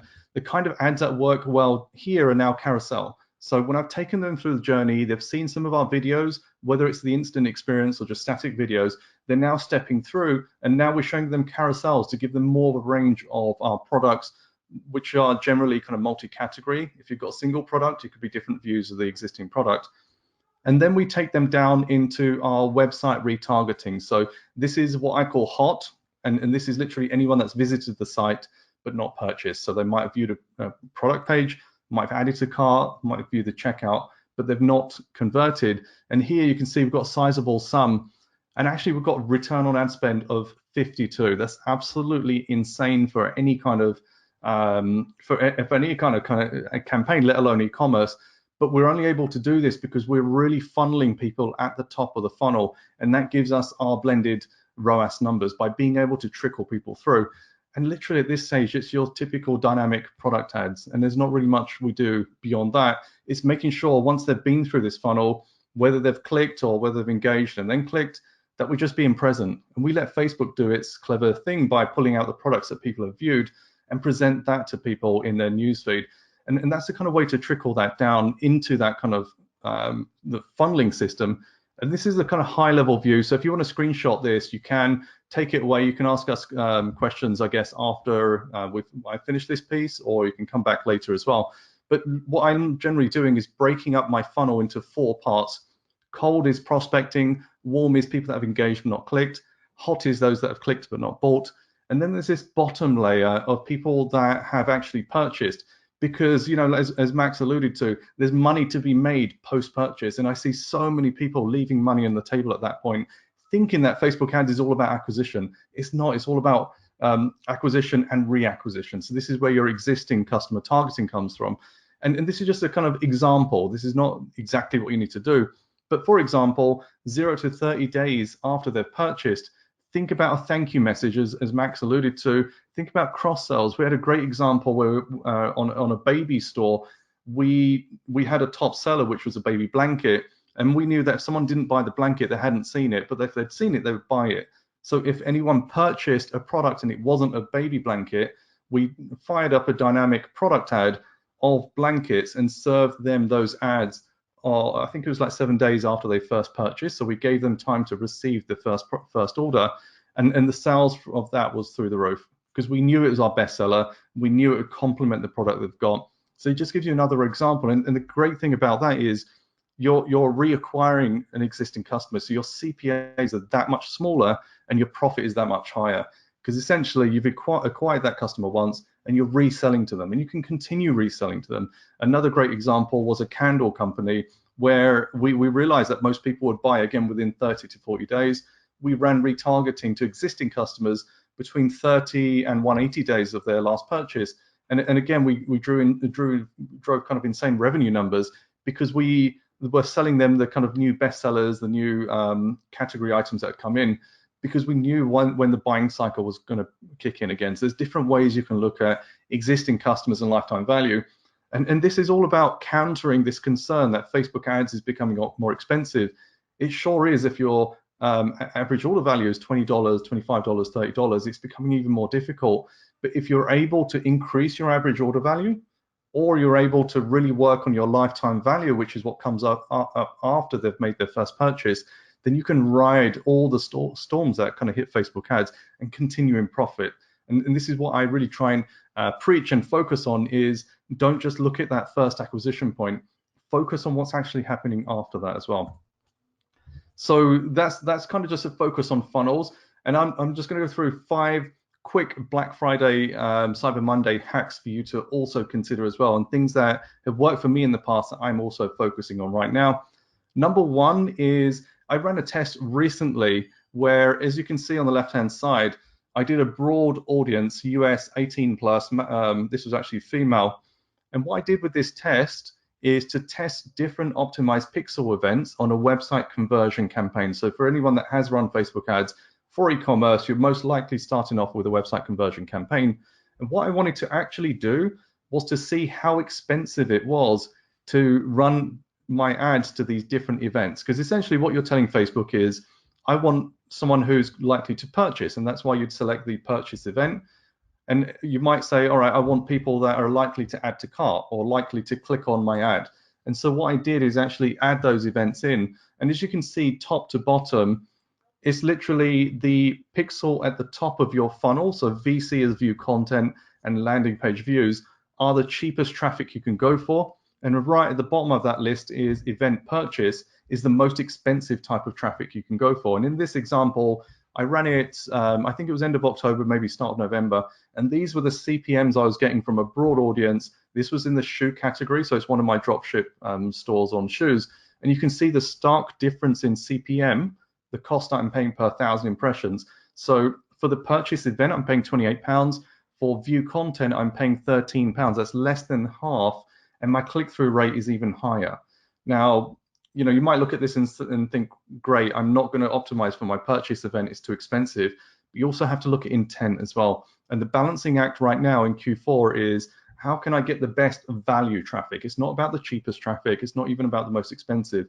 It's the best value. So I would be testing with the different purchase events in the lead up to Black Friday and even on Black Friday, because I guarantee you a lot of advertisers will be going after that purchase event because they want people that are ready to buy, and they're going to pay top dollar for it as well. Does it mean that it's going to be the best traffic? Possibly, maybe not, but you can actually test different pixel events, PI being payment info, IC being initiate checkout, and see if you can actually balance the cost that you're paying for the audience with the actual return you're getting back in performance as well. The second hack is something we're doing actively right now with all the accounts that we're running, is actually doing Facebook split tests. So if you haven't used the split test in Facebook, I recommend you go and look it up and find out how it works. It's such a cool tool to take a single audience and to split that single audience into tests. Now, if you have, let's say, an audience, female 18 plus in the US, and you want to run a test, you might think, I'm going to run 3 ads in a single ad set and just see which one works best. The problem is that A, Facebook decides which of those ads to send the traffic to, and B, there's no guarantee that someone's just going to see the one ad. So they could end up seeing all 3 ads, and by virtue of seeing all 3 ads, one of them worked really well. So you'll never know that. With the Facebook split test tool, you can split an audience. In this case, I split it 3 ways, and I've actually put 3 ads in there because I wanted to test, and my hypothesis was that running a 10% offer is going to be better than running a jackets offer, so a specific category. And I also ran a no offer as a control. So what I did is to take a single audience, and these were past purchasers.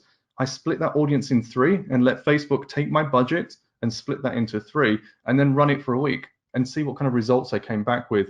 And actually the results were quite stark. So for the bottom row there, where we had no offer running, we actually generated no sales. And that was really positive to see, because the 2 offers that we ran were the ones that generated sales.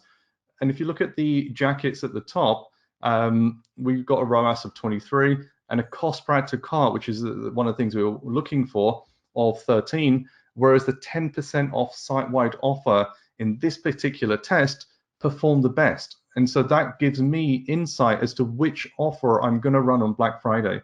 We've still got some more testing to do, so we're now taking these variations and doing more split tests this week and early next week, so that when we actually hit Black Friday, we're not guessing. We're not thinking, right, which offer should we run? Let's run all of them. Because if you run too many offers, people just get confused, and they won't actually click into the offers at all. If you can be a lot more focused, like for example, if this was my result right now, I would go all out on the 10% off site-wide offer, but I'd have the jackets up ready as my plan B if that didn't work. So this is another kind of quick hack. It doesn't cost a lot. You can do it really quickly. It's really simple to set up. There's no reason to test your offers out before Black Friday. This is another hack to do with page speed load. So this is a site we're working on a few months ago. And actually, one of the metrics that I focus on is looking at your outbound clicks in your ads manager report and your landing page views. The difference between that is if someone's created an outbound click from Facebook and they've not generated a landing page view on your site, it's either a bot that sent traffic, spammy traffic, or maybe someone's blocking your pixel from loading with a pixel blocker or something, a third-party cookie blocker. And one thing we noticed on this account is if you read from top to bottom on the LPV column here, landing page view, we were not getting enough people clicking from Facebook and actually generated a page view. When we analyzed it and we went through page load time performance, there was a lot of issues with the page load time. We actually got that fixed, and just by doing that, we literally doubled return on ad spend. That's literally not changing Facebook ads, not changing anything else in our sales funnel, but just speeding up the site. And the reason why I want you to focus on this is because when it comes to Black Friday, when it comes to high competition time in the auction, Facebook is looking at so many things. So if you're bidding high and you've got lots of competitors and you're all in the auction, and Facebook has to decide, right, which ad is going to get this impression for this premium customer, they're going to look at other factors. And one of the biggest factors is page load time. So you've still got time to fix up your page load time. There's GT metrics, there's Pingdom, are the 2 tools that I use to just figure out where the problem is and get that page load time improved, so that, you know, not only is it great for Facebook, it's great for your users as well, and it'll make a big difference to your results. Then the other part I want to focus on is FOMO, fear of missing out. This is something you really have to play on when it comes to really time-sensitive offers. So Black Friday, Cyber Monday, the whole weekend, last delivery date for Christmas. the FOMO will be different for your brand and for your product, but think about what it could be. What's the thing that they will miss out if they don't buy this product right now on this particular visit to the site, especially on Black Friday? Once you've got them to your site, you don't want them to leave because they're going to get hounded by other offers. And so how do you keep them on the site? You need social proof. You need some kind of ethical kind of fear of missing out. Maybe it's limited stock. Maybe there's only 100 left. Maybe you've got a countdown timer. Be careful with countdown timers because Facebook don't generally promote this.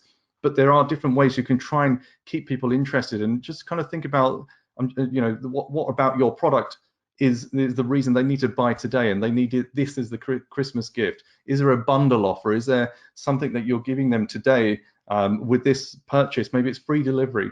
Keep them on the site as much as you can, because once they leave, it's going to be really hard to bring them back. Sure, you can run retargeting campaigns, but once they're on the site on a day like Black Friday or Cyber Monday, you absolutely need to try and keep them in as well. The final tip that I want to share with you is if you are generating lists, and Max covered this off as well, and it's something which, if you're on Facebook, you should absolutely be developing your lists ahead of kind of campaigns like Black Friday. This is something we did last year, and actually the spike you can see is for this particular Ecom store, our spike didn't come on Black Friday. It actually came on the Thursday before, because we did email collection in the months leading up to Black Friday. So it's just join our kind of newsletter, get 10% off all the latest deals, latest collections, etc. But we went early with our offer on the Thursday. So Thursday evening, especially because this was an apparel store, you can really play on the fear of missing the right product, because the product could sell out, and missing out on the right size. Fragmentation is one of the biggest challenges when it comes to apparel. And if you can play on that fear and really build up your list ahead of time, then you can actually release that early and call it like a VIP offer. So existing customers, anyone that's on your email list that hasn't purchased, go heavy on that. Promote it with Facebook ads. You can push ads to those that you've emailed and get them back in as well. And tell them you can get the best stock, the best availability before everyone comes on the Friday. And we did this with this particular client, and they ended up having a record-breaking sales on the Thursday, despite having a great Friday as well. So they're just some kind of quick tips for you to consider that we're actually focusing on for Black Friday. And I hope that gives you something to think about with your funnels, with the way you position your ads, your creative, building up the interest in your product and your brand, and actually thinking about different ways to really execute your sales when it does come to kind of Black Friday weekend, Cyber Monday, and also your kind of last delivery date.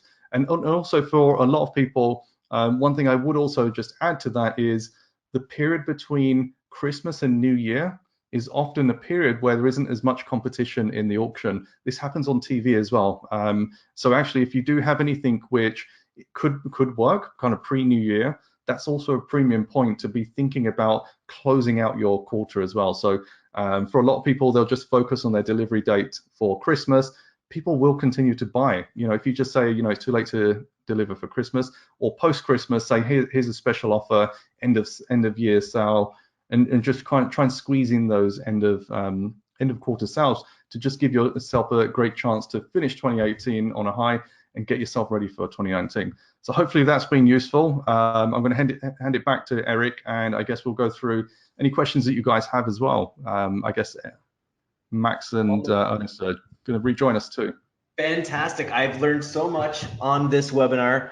I have the thing that I've learned that strikes me most right now is that British people say apparel instead of apparel. I had no idea. Did you know that, Ernest? No, I didn't pay attention in terms of like the verbiage, but apparently you did, Eric, which is cool. I'm all about the emphasis on syllables. Okay, cool. So I need to take the screen back here. Yeah. Request. Loving the mountain view. I got a mountain view, but I don't know. That's not my screen. Is that yours? Yeah, no, it's not. No, I think it's. I'm not sure whose screen that is. Okay, so he's got. I've got two. Take to myself.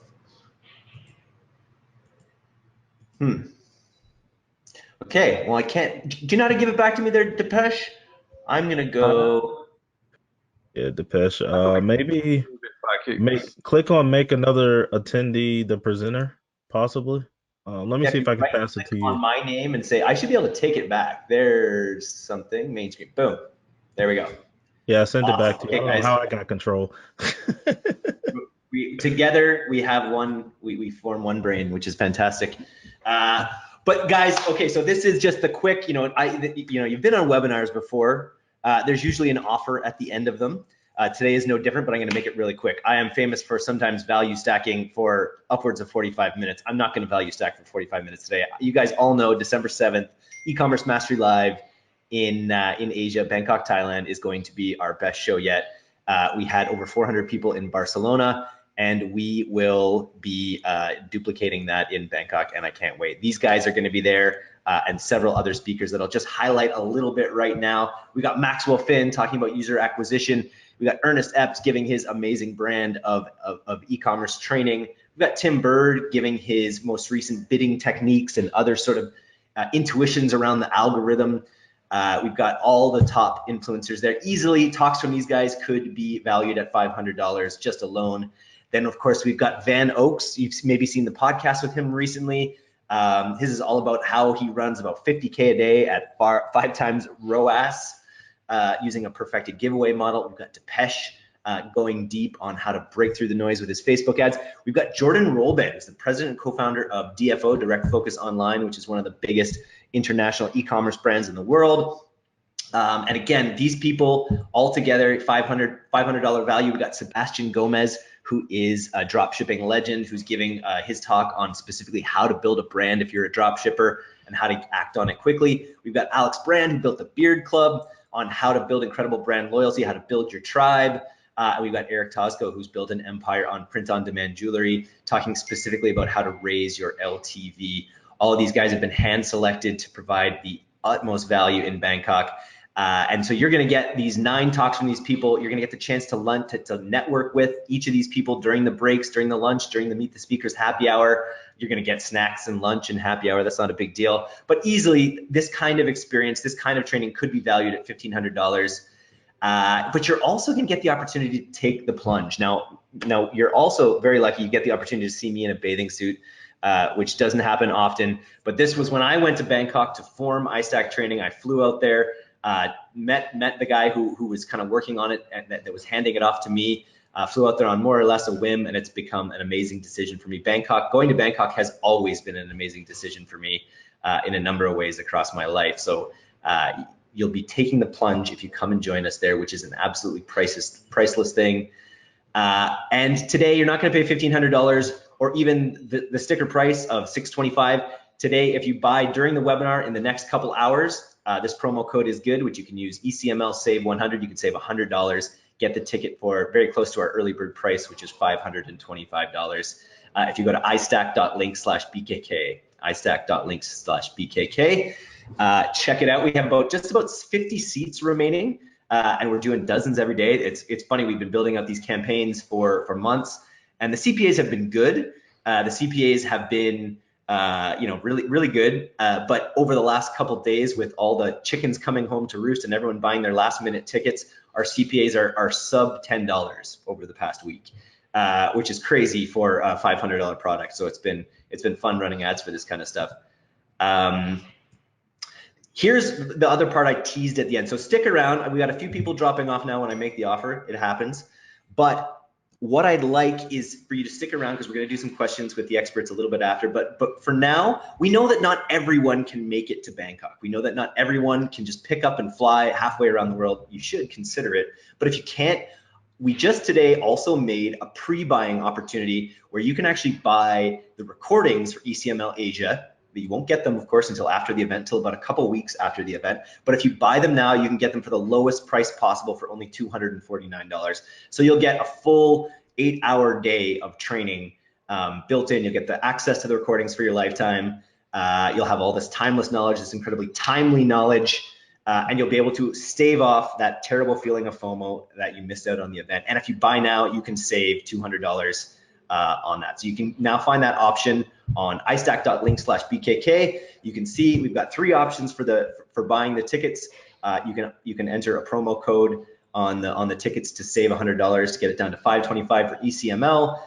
The mastermind dinner, which we're doing, where we're gonna have all the speakers out we're renting out a fantastic Bangkok restaurant. We're gonna be doing some private presentations, gonna be doing just high level networking with people from Shopify, people from DFO, people from all of our sponsors, as well as all of our speakers. It's an amazing opportunity to build your network at the highest level and make some lifetime friends in a wild city like Bangkok. And then for only $249 right now, you can get the ECML replays as like a super early bird. And this will be your best chance to get those recordings, own that knowledge for as cheaply as possible. And then we have one other big announcement. You've maybe seen in our social media, we've been teasing this out. Since we started iStack training, since I started iStack training, our events have just been the highest value thing we do. We bring the best people, we put on the best show. I feel like I'm the host with the most. We create an amazing atmosphere where you can meet people, you can network, you can learn all these amazing things. And for the first time ever, iStack as a company, even with Affiliate World Asia, because we're actually the same company, iStack Holdings, we've never been to the US. We've never done a show in the US. It's always been in Asia or in Europe, essentially in Berlin or Barcelona. I think there was one in the UK. We've never done anything in the United States. And I'm super excited to announce that next year in 2019, we are going to be going to the United States. You can check out iStack.link/Vegas right now for the early bird sales for a 2-day event that we're going to be putting on in Las Vegas, January 9th and 10th, Facebook and e-commerce mastery live, combining the two events that we put on over the past couple years, our Facebook mastery live and our e-commerce mastery live, into a 2-day event where we're going to bring in 12 or 16 different experts. It's going to be massive growth for your Facebook ads, your e-commerce based business. And if you, again, this is super early bird with the rest of the year. So if you buy now, you can save over $500 on this ticket prices. These prices won't last long. And because these are our first ever US events, we're sort of limiting the amount of seats that we're selling we're in terms of the venue that we're having it in. So we really urge you, if you're going to be in Las Vegas, if you're going to be there for Affiliate Summit, if you live in Las Vegas, if you're from the States, I highly recommend you come check out this event. It's going to be an amazing one. It's a 2-day event that we're actually doing in partnership with AdLeaks, Tim Bird's AdLeaks. So Tim Bird, of course, will be a speaker there, and he's helping us put on the whole event. So it's a really great opportunity to join us in Las Vegas. If you go to iStack.link/Vegas. So to recap, come to Bangkok. If you're on the fence at all, come to Bangkok for this amazing live training opportunity. If you can't come, grab the replay and get it now, because the last event we did, we sold over 500 replays, and most people didn't find out about it until after the early bird price, and you're just paying the full amount there when you really could be paying $200 less. You could be using that $200 to buy ads, and then using the replays that you watch in order to really grow your skills. So buy it now if you possibly can, because it'll save you a lot of money. And then I should mention, if you do come, you don't have to buy the replays. Those all come included. So if you can't come, if you just can't make it out to Bangkok, make sure you buy the replays on the early bird. And then if you've just been waiting for us, like, why aren't you guys ever in the United States? Well, now you can go to iStack.link/Vegas and you can join us in Las Vegas for our first ever 2-day event in 2019. That's pretty much it for me. I think that was the shortest sell I've ever done. But I wanted to turn it over to our legends, experts. We'll call them legends for the QA, just for their egos. But we have a few questions here that are still here. I will take a look. Can you guys see the questions, or do you need me to read them out? Yeah, I can't see the questions. I don't know. I can see some of them, but I don't know which ones you want to pick or anything, because there's quite a few. Okay, cool. I'll kind of sift through them with us here then. So first question is, there are any Black Friday sales for the iStack courses? I will preview to tell you that there will be a Black Friday sale, not for our live events. All of our live events will be the same price. We can't discount those, except for this amazing discount you get, the $100 off if you buy during the webinar. But we will be discounting our courses over Black Friday, so stay tuned for that. You heard it here first. Let's see, let's pick a really good one here. Ernest, just quickly, Makeda wanted to know the apps that you mentioned for free incentives, the apps that you use to offer free incentives. So in terms of offering the free incentives, I didn't necessarily go over the apps in particular, but if you're looking to do something like in the header of the website, there's I can't even think of the app off the top of my head for that. But in terms of, like, let's say, like on the front end, like Amazon features, there's an app called Also Bought With. And then also there's another app called Frequently Bought With. So that same integration that Amazon has, you can actually have it installed. And again, this is if you're using Shopify. If you're using WordPress, I don't know what to tell you on your own. But post purchase though, the two apps that I recommended was OCU, One Click Upsell, and then Cart Hook are the two best that I know that can allow you to execute on post purchase upsells. And that's my 2 cents in regards to that. Hello Bar is a good one. That's like a universal. Yeah, Hello Bar. That's what I was thinking of. Boom. There we go. It's teamwork. That's the there. one I actually use. There we go. Hello Bar is great. Yep.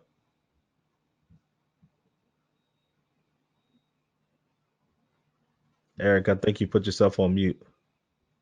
We got a muted moderator.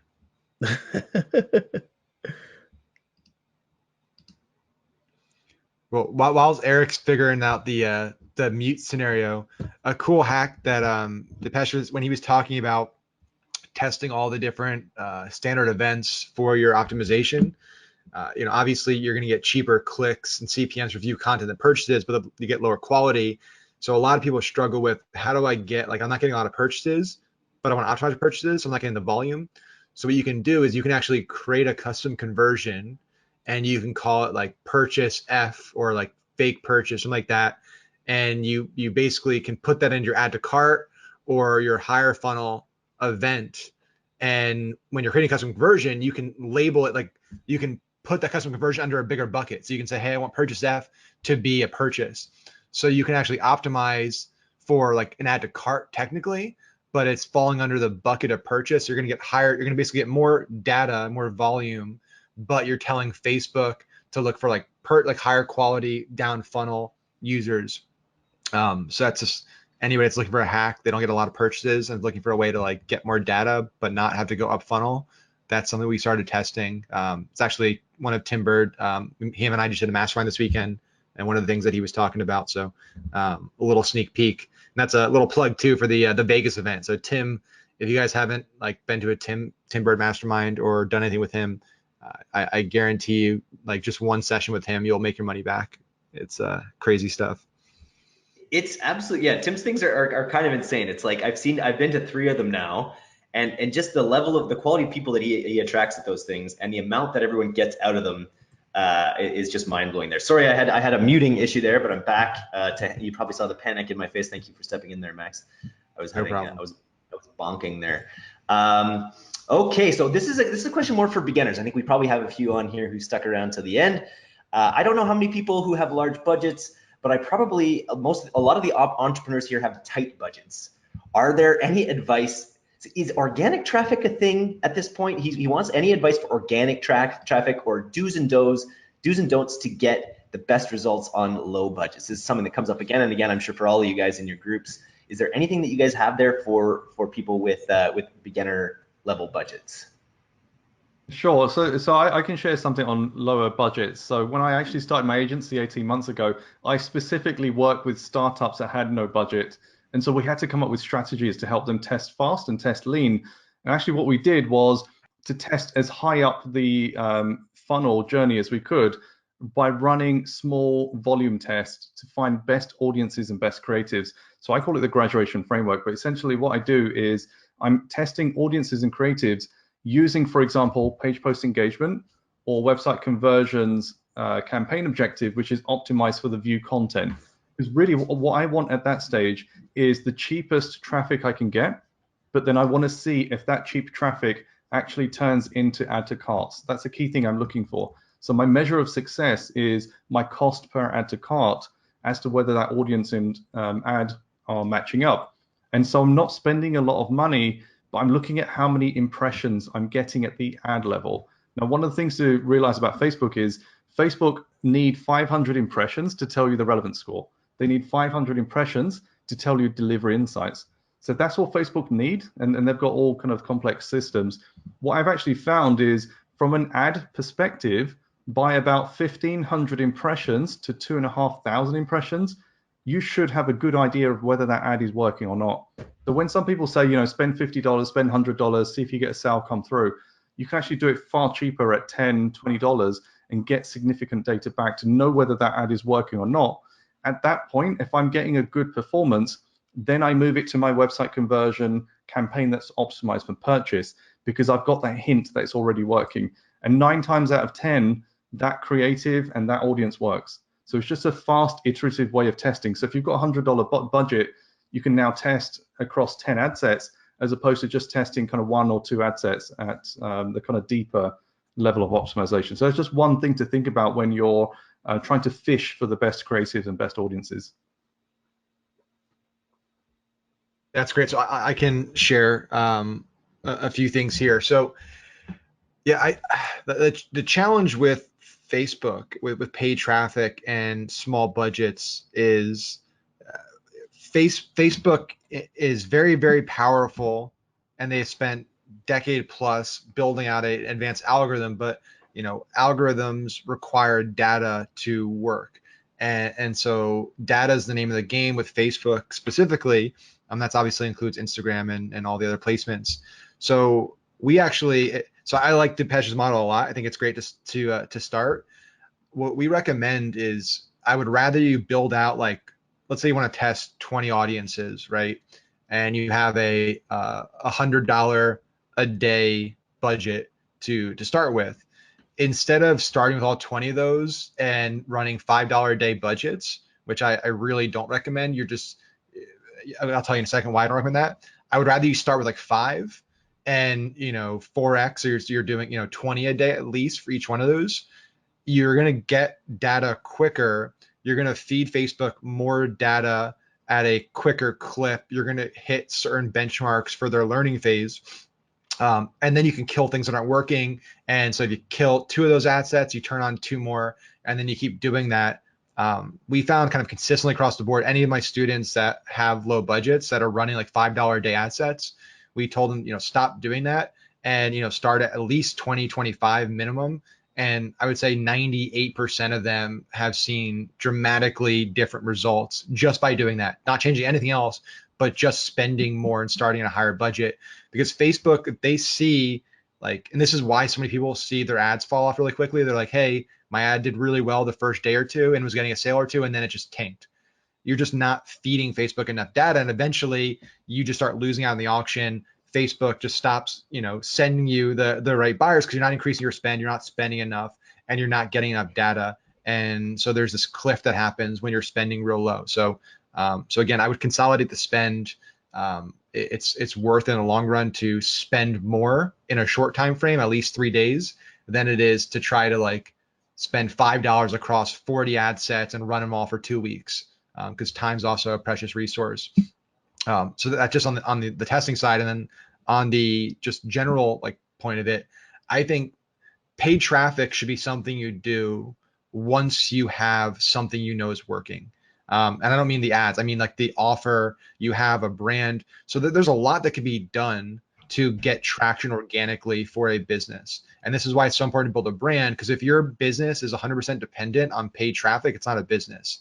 Anybody can come in and take your market. There's nothing to keep you growing. So I recommend, starting to put out content, build a group, start building a community, look at tools like Product Hunt, where you can launch a product, Reddit. There's so many organic sources of traffic out there, Medium, where you can create high quality content, begin to build a community, and begin to organically drive sales. It's not going to be a lot of money, but it can subsidize any paid traffic and also validate a concept.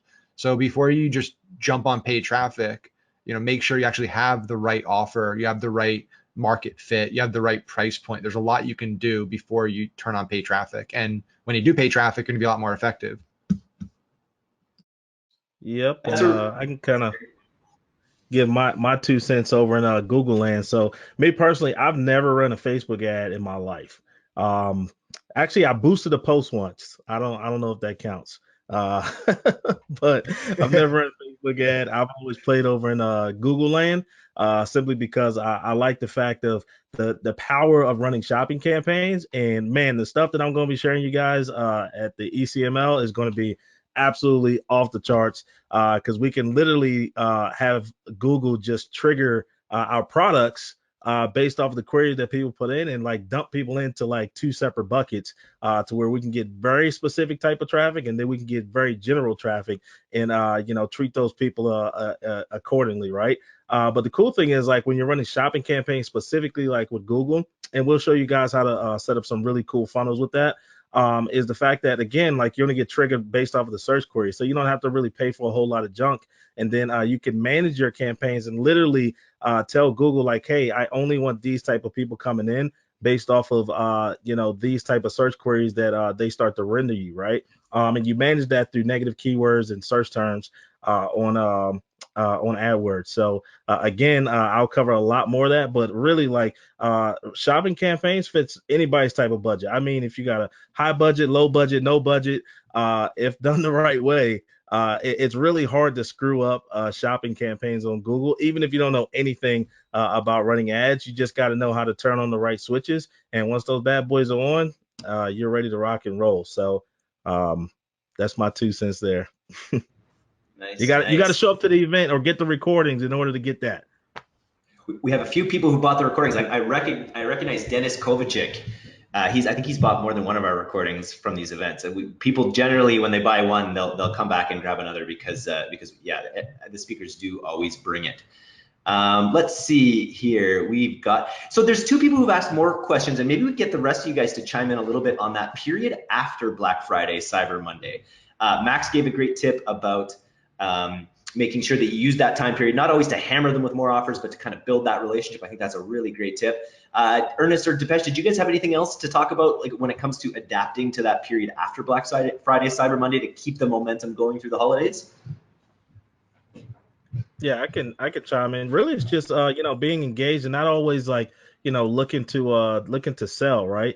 It's about that relationship. I think most people forget about that aspect. Just in, like we think when we have these online businesses, whether we're selling physical products or service-based products, it's always like sell, buy, get my stuff. But really, like, the people that are going to really do business with you from a long-term perspective and purchase from you 3, 4, 5, 7 times later down the road. And I've seen this happen, like, so many times, even like with high ticket products and stuff. Like, somebody will spend $1,000 with you, and they'll come back and spend $1,200 with you, and then they'll spend $1,500 with you, simply because, like, you're not just, like, jamming your products down their throat, right? And so, like, post purchase, I mean, send people content that's relevant. Not even necessarily to maybe that exact product, but maybe just to, like, your industry. Like, hey, here's the latest, I'm selling electric fireplaces. Like, here's the latest, tips about electric fireplaces. Here's a free buying guide about electric fireplaces.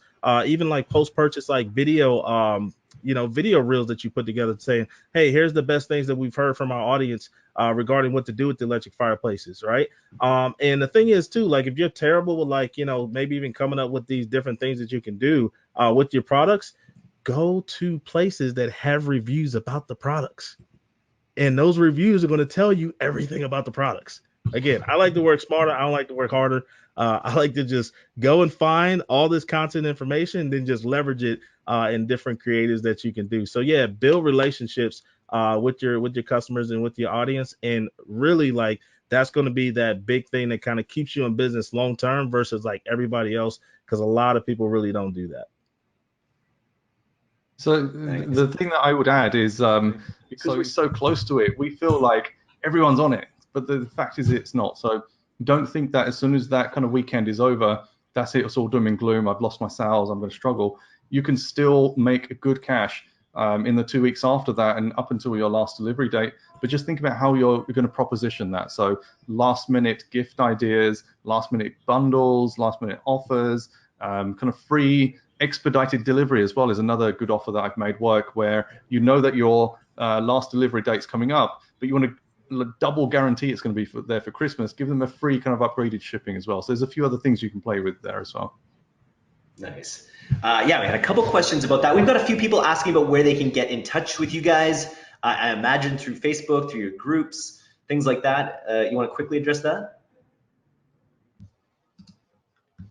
Sure. I mean, for me, if you guys want to join our Facebook group, Marketing Strategy for Business Leaders, it's facebook.com/groups/Unicorn IQ Hub. We weren't able to change the name. It's too late. We already had too many members. But that's a great place to just join our group, learn, and then obviously you can move up to our academy and stuff from there. But it's a good free place to learn. Cool. So my group is Facebook Ads Experts Academy. As Eric mentioned, we have a bit of a select entry point, and actually it's a group of people who are already advertising on Facebook Ads and doing already doing an okay spend as well. So what I wanted to set up was not a kind of catch-all group for anyone that's doing Facebook Ads, but people that I can best help. So if you've never started with Facebook Ads, go and do blueprint training, get started, start spending money on Facebook Ads and start to understand it. And my group is really to help you accelerate from $100 to $1,000 to $10,000 a day. So that's really what I'm about. Go and check that out. And my page is Mr. Deepesh Mandela if you want to follow me there. I also do some advisory work for Facebook. So sometimes I have some insider stuff and I share a lot of that there as well. Nice. Cool. And yeah, my Facebook group is Ecom Dropshipping for Entrepreneurs. Hence the title, Ecom Dropshipping for Entrepreneurs. So, we're just covering topics all related to e-commerce, dropshipping, entrepreneurship. Just to help people get acclimated to really being business owners in the right mindset and strategies that are cutting edge that I'm implementing on a regular daily basis to keep business rocking and rolling. Nice. Okay, let's see what else we got here. We only have a few more minutes here. We want to get in under the 2-hour mark. There's some general questions about funnels, some questions about suppliers. Here's a in-depth Facebook ads questions for Deepesh. So I always like to stump him if I can. So Sassy says, for our cold FB ads served mostly on iPhones, we have a 9 relevant score for our ad with low CPC and LPV.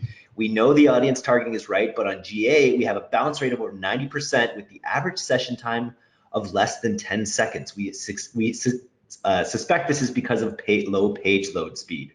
That sounds about right. It does. So like I mentioned, it's either page load time, bot traffic, or spammy traffic. So that's one thing that you need to figure out. Now, if you're suspecting it's page load time, just go and load it up in GT metrics or Pingdom and see what comes back. Now, what I would say is for an okay ecom site, you should be looking at 1.5 to 2 seconds page load time. Anything above that, and you're going into the kind of red zone. Anything below that, I've seen ecom stores doing like 1 second page load times. That's amazing. That's super good. Facebook do take into account 2 key things: page load time and bounce rate. They do take that into account when it comes to bidding and auctions, things like that. Now, if your relevant score is 9, but you've got a page load time that's really slow and you're concerned that people are bouncing, I would question, why have you got that relevant score of 9? Because the relevant score is Facebook telling you this is how well your ad performed in the auction. So my question would be for you, are you running a website conversion campaign? Are you running any other kind of objective? And is that objective aligned with what you want as a result? Because quite often I've seen it where people are running a page post engagement campaign, which is all about getting engagement on your posts, hence the name. And people get high relevance scores and they get really excited and things look great. And they're kind of saying, I'm not generating sales, what's going on? My funnel's not converting. Well, actually, you're not asking Facebook for the right traffic. So it's just something to think about as well. So it does sound like page load time is something to track, but with your high relevance score, I would question whether you've got the right objective in play there as well. Website conversion is the answer. Okay. So yeah, that for me, if you've got a high relevance score, it doesn't make sense that your page load time is bad and you're seeing bad metrics in Google Analytics. There's something else going on. You need to figure out what that is. Go and have a look at your page load time. If that's all doing great, check your Google Analytics ad tracking as well. So it could be that not all of your traffic is being tagged properly at the ad level. If that's all working, then test different pixel optimization events. So let's assume you're using the purchase event, try the payment info, try the initiate checkout, try add to cart, and see if you can funnel more people through. But yeah, unfortunately with Facebook, it's step by step, just figuring out, is it this, is it this, is it this, and then kind of getting to the bottom of what's actually going on. Forensically. Question for Ernest: do you use dynamic search ads? If so, is it working good for you? Any tips? Yeah, so I use dynamic search ads for remarketing purposes. So I don't necessarily use it in terms of like just creating an ad campaign and just serving that to the ad market. Now, what I will do is I will actually take the top converting terms from the shopping campaigns and then create search text ads for those specifically. But yep. Nice. Okay. I think that's probably it. If we have time for maybe one last question. Sassy, yeah, you got to get to the bottom of that. Pingdom says it's a low mobile speed. So yeah, I'm not sure. Maybe contact Depeche offline, or that would be something there. And then there's one last question that I think is kind of interesting, from Nahid. He asks a question for all you guys. Would you please share any bad experiences you've had with suppliers? And then he says, I mean, I think many of us would like to know, how did you come to this level? So I think Ernest, you've got a really cool story with suppliers about how you just started contacting higher ticket items and saying, hey, let me drop ship for you. I think that's kind of a cool one. But like, have you guys had any bad experiences with your suppliers? Yeah, so I probably I don't know, compared to these guys, I probably have the worst. I got some nightmares, bro. Last month in particular, I got slammed. And it's simply because, like, miscommunication, product showing up damaged or something like that. But the cool thing is, like, when you're working directly with suppliers and manufacturers, like, not, drop shipping using AliExpress. Again, if you want to do that, that's totally cool. But when you're working with like real brands, right, you have a relationship, it's just a lot of dialogue that has to go back and forth, right? Yeah, it's just, stuff happens. And the thing is that you just got to figure it out.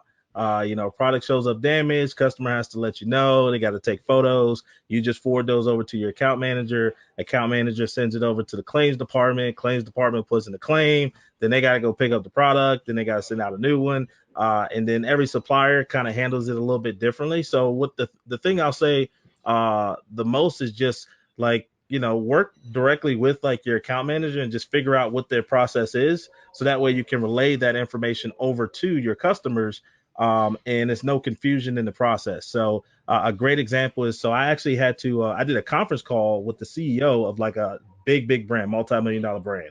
Me and India, we had a call, and it's because some entry-level employees, they didn't even understand the policy. They were like, oh, we had to have the information within like 24 hours of the claim. And we're like, lady, did you know you guys are closed on the weekend? Because the product got delivered on Friday. Obviously, they didn't send over the information till Saturday. Or no, we got it on Friday, but we didn't. She got it on Friday, received the product, sent us over the details that it was damaged. And so we notified them on Monday, because obviously, I don't have my team actually working on the weekends. Plus, they're closed on the weekend too. But again, entry-level employee didn't understand the company's policy, and so we got in back and forth in emails, because I don't actually handle damage claims, returns. Like, I got VAs, they do all that stuff, and then they notify me with the headaches, which is a cool place to be, but it's also like a place where you, like, if you get an email, it's probably like a headache, right? But long story short, again, sent it up the food chain, ended up having a conference call with the CEO. She apologized because they ended up doing like a chargeback for it, but they were able to work with me, to work with the customer, to get everything resolved, and we got it squared away. But again, it was just some headaches and stuff that happened in the process. But that's also why I love the fact of working directly with suppliers, having that relationship, because when stuff arises, you have a support system in place to be able to help you resolve any of these challenges that you may run into. And then Depeche and Max, you guys generally work. I guess you have your own dropshipping stores as well, but you work with clients a lot of times. So I imagine this was a tip actually that I got from my last interview, just about being ready for Black Friday, making sure that you're actually ready to be able to handle the volume of sales that you're able to get for Black Friday. It was Van Oaks, who runs Diesel Sellers, was kind of giving me that advice. Do you guys have anything else regarding supplies when it comes to Black Friday this time of year? Yeah, I mean, what I would say is prep early and test early. So, for example, when we're running, so I've done dropship in the past. Dropship stresses me out because I hate the fact that, especially AliExpress, is so unpredictable. Like, I've ordered hundreds of products for myself. I've tried to sell them as well. And morally, I just feel bad for these guys. Like, it's going to be late, it's going to be broken, it's going to be whatever. I just hate that. I love print on demand and actually working with quality print on demand suppliers, because the end product and the end service is going to be good. And you just need to find a supplier that can provide you with the products that are going to fit your market and kind of make that work. Now, when it comes to clients, we try and predict for the worst case scenario as much as possible. But when you're carrying stock, it is really, really hard to get the predictions right. So we had a client that last year scaled so heavily in November and actually into the end of November that December they were completely sold out. And that's a terrible place to be, because you've still got a couple of weeks to sell in December. You do not want to sell out. This year we've tried to over predict, and we're already ahead of sales, and it'd be really bad to sell out again. It's a great thing to have from a sales perspective, that you can kind of scale up and still sell out. But actually predicting that the stock is really, really difficult. And I don't think there is a clear solution for that. If you have a warehouse, you're going to have to stock up. And let's say Q4 is your biggest season, as it is for most in ecom, you have to put your best prediction in. But just try and kind of figure out if you want to reserve stock for particular parts of Q4, like Black Friday, or if you're just going to scale until you sell out. And so that has to be your kind of start plan, and then just figure it out as you go from there. Very cool, Max. Any final words? I will say, it's funny, there's one other question here for Max specifically around drop shipping and brand building. And my take on that is similar to what Dipesh just said, is like, if you're getting into drop shipping, to me, print on demand makes so much sense, because you're able to build a brand. You're able to directly address audiences, directly address specific interests within those audiences, and multiple interests within the audience sometimes. And you're able to build a brand around those niches. And to me, you have a lot more control over the quality of the product. You have a lot more control of the angle of the product and how you position it. So to me, if you're getting into the game, I feel like print on demand and playing around with brand building and print on demand is definitely the best way to go. Max, end us with some final words. Yeah, I mean, I would agree with that. And what I would say is, the focus for everybody here should be building businesses and brands. And making money is great, and making money is obviously fun, and we all want to make money. But just where platforms are going right now, and just consumer behavior, the people that are building genuine brands that aren't just trying to drop ship something from China or throw a design on a shirt and sell it, are the ones that are successful.